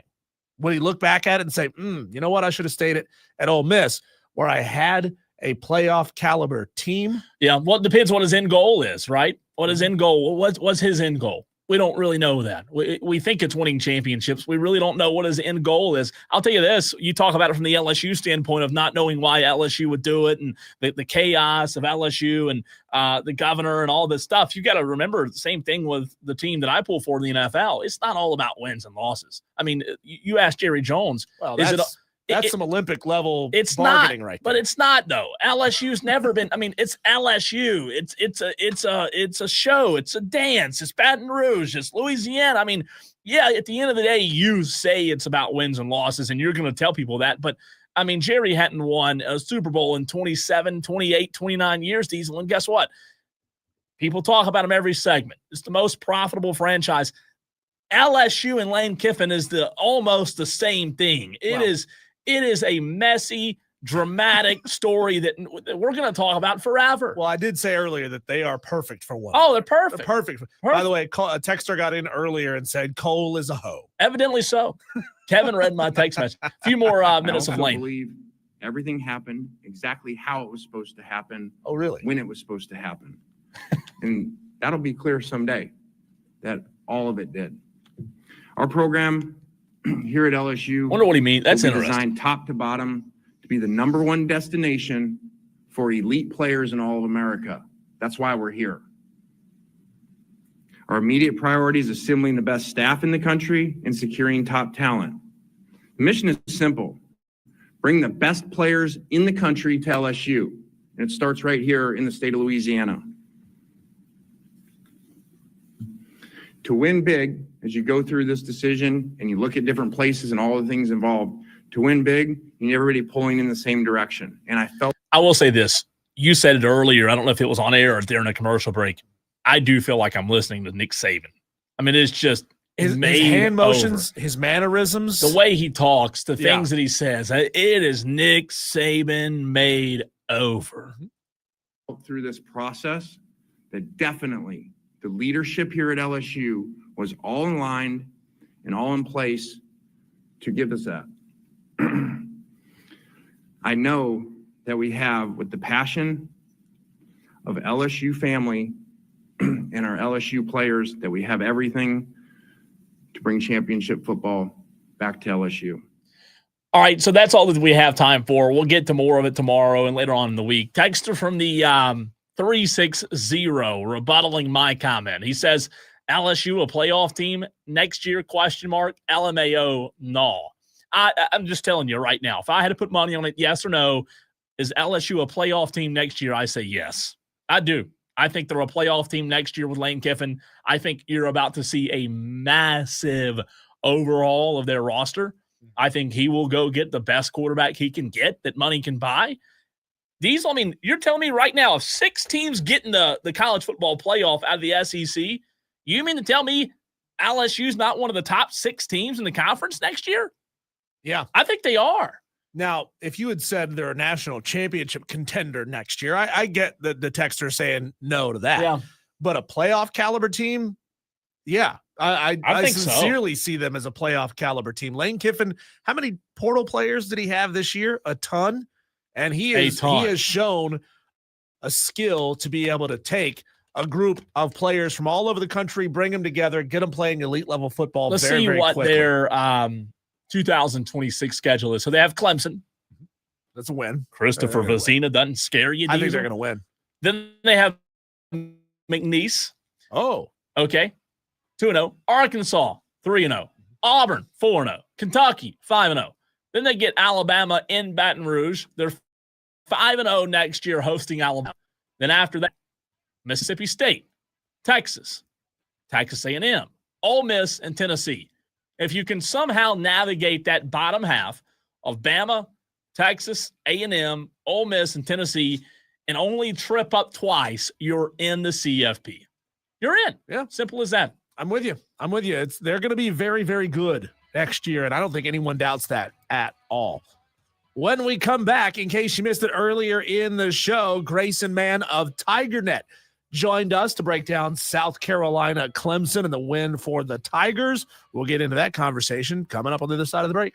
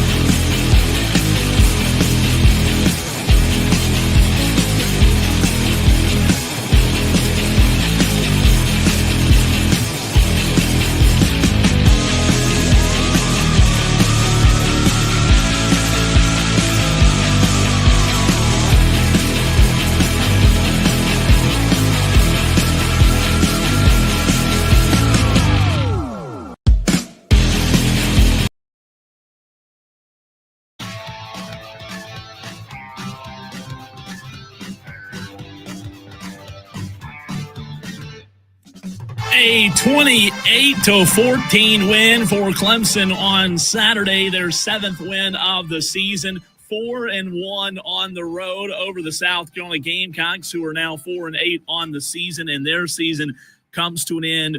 And saw just how many yards South Carolina was able to compile, yet only put 14 points on the board. What was your takeaway when you saw that stat? Yeah, and some of those points and that yardage came in the fourth quarter as At the Sellers end. and them were trying to build back. Yeah. Down 14. So I think Tom Allen in that defense, and you mentioned the chunk plays, the 2 touchdowns, and Sweeney had said it on the broadcast. It's 2 of the worst defensive plays he's ever seen. I'm aware right there with him, especially that second one where Sellers hit the honey hole shot on a cover 2 look, and just nobody seemed willing to tackle him. And that was one where it just felt like, okay, what kind of game are we getting here? But I thought overall Clemson came in. I felt like they were the better team on Saturday, Cole. Yeah. That was my assessment last year. Just Sellers was the best player, and it was eerily similar until Ricardo Jones had different plans. So Clemson takes care of business, and they got some funny texts from friends who were like, this season feels a little bit better. Obviously 7-5 is not what you want, but if you're beating South Carolina, there's a little bit of grace in the amount of sins Clemson's compiled this year. Grayson, I saw a clip going into the game, or I think I was watching during the game, just kind of flipping around social media. Danny Ford, and I'm paraphrasing here, saying that neither of these teams is good enough to beat the other. One of these teams is essentially going to have to beat themselves. At what point in that game did you feel like Clemson was actually playing well enough to beat the Gamecocks? I felt like in that second quarter when the offense started to really figure it out post-Klubnik interception, it felt like they were really trusting their receivers on the boundary to win. And one of the chief concerns we talked about last Monday was Clemson's inability to run the football against Furman of all teams, which was really puzzling. And Adam Randall starting to churn things out. The offense had some balance to it. Klubnik was hitting big third down throws. And there was a moment after that 14-point swing where Carolina ties it up and Clemson goes down and hits a pair of field goals. Once the defense settled in, I felt like, okay, there's some adjustments being made on Allen's part. Sellers is not going to have enough time because the defensive line for Clemson came alive in that second half, particularly TJ Parker and Will Held. Yeah. And so you really felt like there was that moment out of the half where Clemson made the right adjustments. South Carolina didn't. Again, the turnovers are the name of the game here. Yeah. Clemson made the winning plays when South Carolina couldn't, and that's our story Monday afternoon. Grayson, you mentioned last year's game where Lenoris just kind of made the play at the end of the game, right? When you look at why Lenoris wasn't in a position this year to make that play, obviously you just talked about several of those factors with Will Held, Tom Allen, but in your mind, what was the biggest reason Lenoris wasn't in a position late in the game to kind of put South Carolina on his back again? Right. So I went back and watched the South Carolina game this week from last year and tried to really dissect, particularly in the pass rush, what was Sellers able to do that made him so successful. And it really was that rush lane integrity where you felt like one guy had him. There was that first play that Peter Woods looked like he had Sellers dead to rights and just wouldn't wrap up. And it just turned into a 40-yard gain. And you had these instances where he was escaping the pocket. There wasn't the right spy. There wasn't the right gap discipline. And it was just things that Clemson fans had their bugaboos about the Wes Goodwin defense last year. Allen clearly was brought in for games like these, looked at that tape specifically, and it felt like they came in with the right idea. There were moments where both Woodez and Sammy Brown were spying Lenore Sellers, and they were trusting their DBs to be put on an island where sometimes it burned them. They were a little bit too focused maybe at times. And then in certain instances, they're able to get home and get it done. So it really felt like, to me, the game was won at the line of scrimmage for Clemson. They're able to run the ball when it counts, and they're able to get Sellers contained and keep him inside the pocket, which was key. Grayson, did you chortle to yourself that video of Cade Klubnik walking into the stadium in all black and the duster, the black hat, the all black everything? I mean, he walked in like he was a man on a mission, and man, he showed it. 268. Didn't throw a touchdown in the game, but ultimately he was exactly what he needed to be to get the job done. Have you had a chance to, or did anybody else in the room ask Cade about that fit walking into the stadium? Yeah, I think it's just something he had ready to go. And the cowboy hat was a Christmas gift, I believe he said. He was dressed up like a cowboy, but like in all black. It was really, I call it funky. I've never really understood the player outfits in any situation, whether that's NFL, NBA, and college football. They're just goofy and they roll with it. And it felt like I was like, this can't be bulletin board material for afterwards. He looks like a Fortnite character. So at the end of the day, it is what it is. I'm not a big fan of it, but it's their style, I guess. Grayson, a lot of people will remember this game because of what Ricardo Jones did, and rightfully so. But, man, you talk about Adam Randall, 24 for 102 and a touchdown. From the criticism all season of the running back position, especially Adam Randall not really being the best running back, that Clemson's ever seen or that Clemson fans have ever seen, it felt like Adam Randall had a quietly really good game on Saturday, and maybe the game that we talk about what Klubnik did and what Ricardo Jones did, but maybe the game that this is the reason Clemson won because they were able to consistently run the football. Yeah, Randall, talk about in terms of development, in terms of his vision and his patience, Cole, watching the LSU game compared to South Carolina, I understand it's maybe comparable to as a ball carrier. You can definitely see what this coaching staff's vision was. And you talk about quietly a good game. I'd argue he had quietly a pretty good season for Clemson. And obviously not the result in terms of records, but 100 yards there. So it never felt like Randall was one where you're like solid. And that South Carolina game, we talk about players that can insert themselves into the lore of this Palmetto Bowl, different players. You got so many different players to choose from. Ricardo Jones added his name in there where you got the picture of him staring down the student section after a touchdown, and you just see a bunch of flipping of the birds that we can't do right now in this video, but I'm sure you can find the picture if you give it a Google. Grayson, do you think the participation for the Clemson Bowl game, and I know it's going to be a little while before we find out ultimately who it is they're going to face. Do you think maybe who they face will be the determining factor for some of these guys as far as whether or not they're going to show up and play in the bowl game? It's just an unfortunate side effect of college football and what it's become. Do you get a sense of, or have you gotten a sense of more guys that are going to commit to play in the bowl game? And it looked like a hamstring injury of him playing in the bowl game. And that's not a knock on Clemson's culture, nor should it be. It's because these guys have millions of dollars on the line, and the pinstripe them to be able to prepare for that is just where we are, and I think you see it everywhere. And so I don't think it's basis. I think we've got him back. Grayson, sorry about that, man. I think it was some internet issues on our end because my computer was crapping out over here on me too.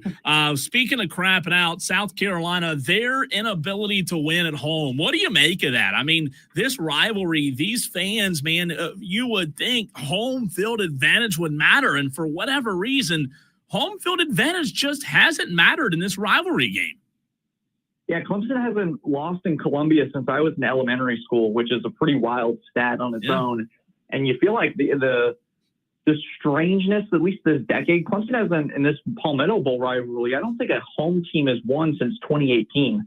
So it's been a long time since a home crowd has seen their guy take care of business. And that's just been sort of what South Carolina's been all year in terms of just not being able to get it done. At home, it's been a rough season for Shane Beamer. There was a lot of sadness on that Gamecock sideline. Able to go down there on the field after the game and just the pure emotion, which makes this rivalry so unique, is one side is full of pure joy, and the other side, it's just the last bit in what's been a brutal season. So really, you got to kind of see it from the Gamecock fan base. They really showed up, to give them credit, and were loud. They were rambunctious. But ultimately, at the end of the day, you kind of see it. Once Sellers saw that pick six, the massive exodus for the exits certainly started to go. Grayson, kind of a big picture question here. We're going to get into this ourselves in the 5 o'clock hour, but your reaction to the looming nightmare scenario for the ACC, which would be that Duke upsets Virginia for the ACC championship game. They're only a 3.5-point dog in this game, by the way. And then you would have a 5-loss Duke winning the conference championship, but clearly not getting into the college football playoff. with 5 losses. Just your general thoughts on the ACC being this far down this year. Yeah, and it's fascinating because Duke in conference play 6-2 is good enough to get you to the ACC championship. They just had some mishaps, so losing to Tulane, a couple of other games they probably should have won, and they've been a really talented football team. You got to give them credit for figuring it out in conference play, but obviously this hurts the image of the ACC, a league that's trying its hardest to get a Miami into the mix, and they're going to have to make sure and just kind of sit around and wait to see if they'll respect the head-to-head over Notre Dame.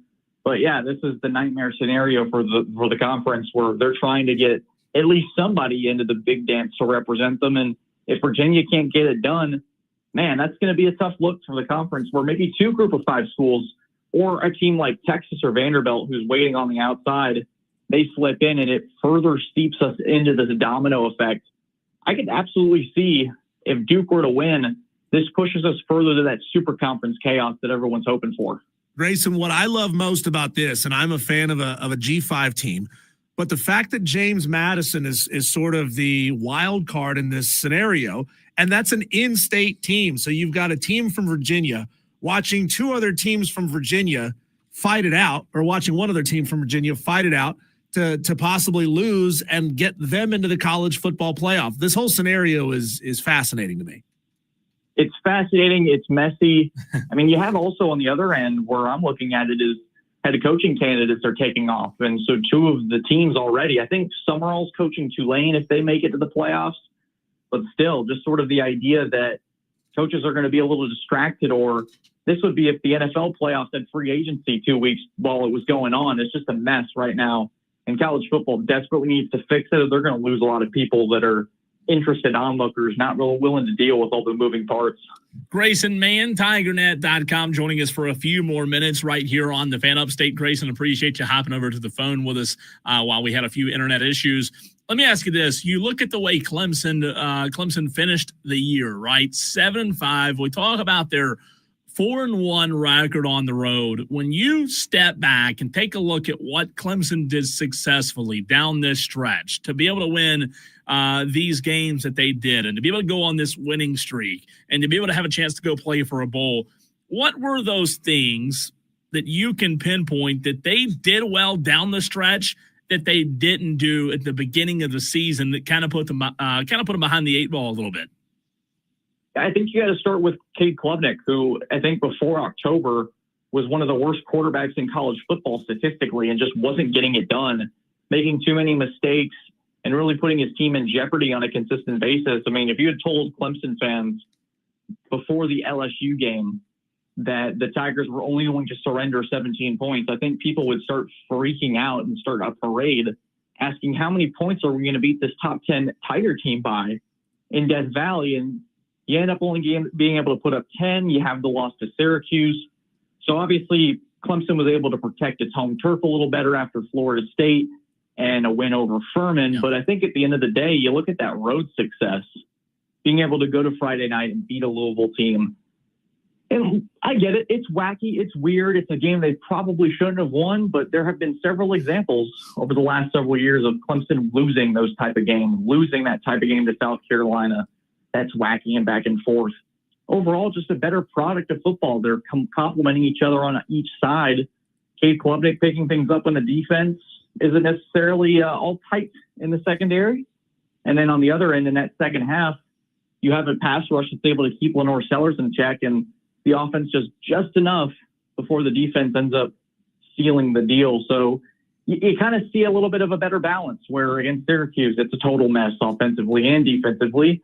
And fast forward a few weeks later, and this team's playing a lot better complementary football that Sweeney was hoping for. Grayson, who is your defensive player of the game from Saturday? I mean, a lot of candidates. Sammy Brown had a big game. Wade Woodaz had a big game. Will Helt had a big game. A lot of guys really stepped up on the defense on that side. And who would you say is probably the hero for that defense?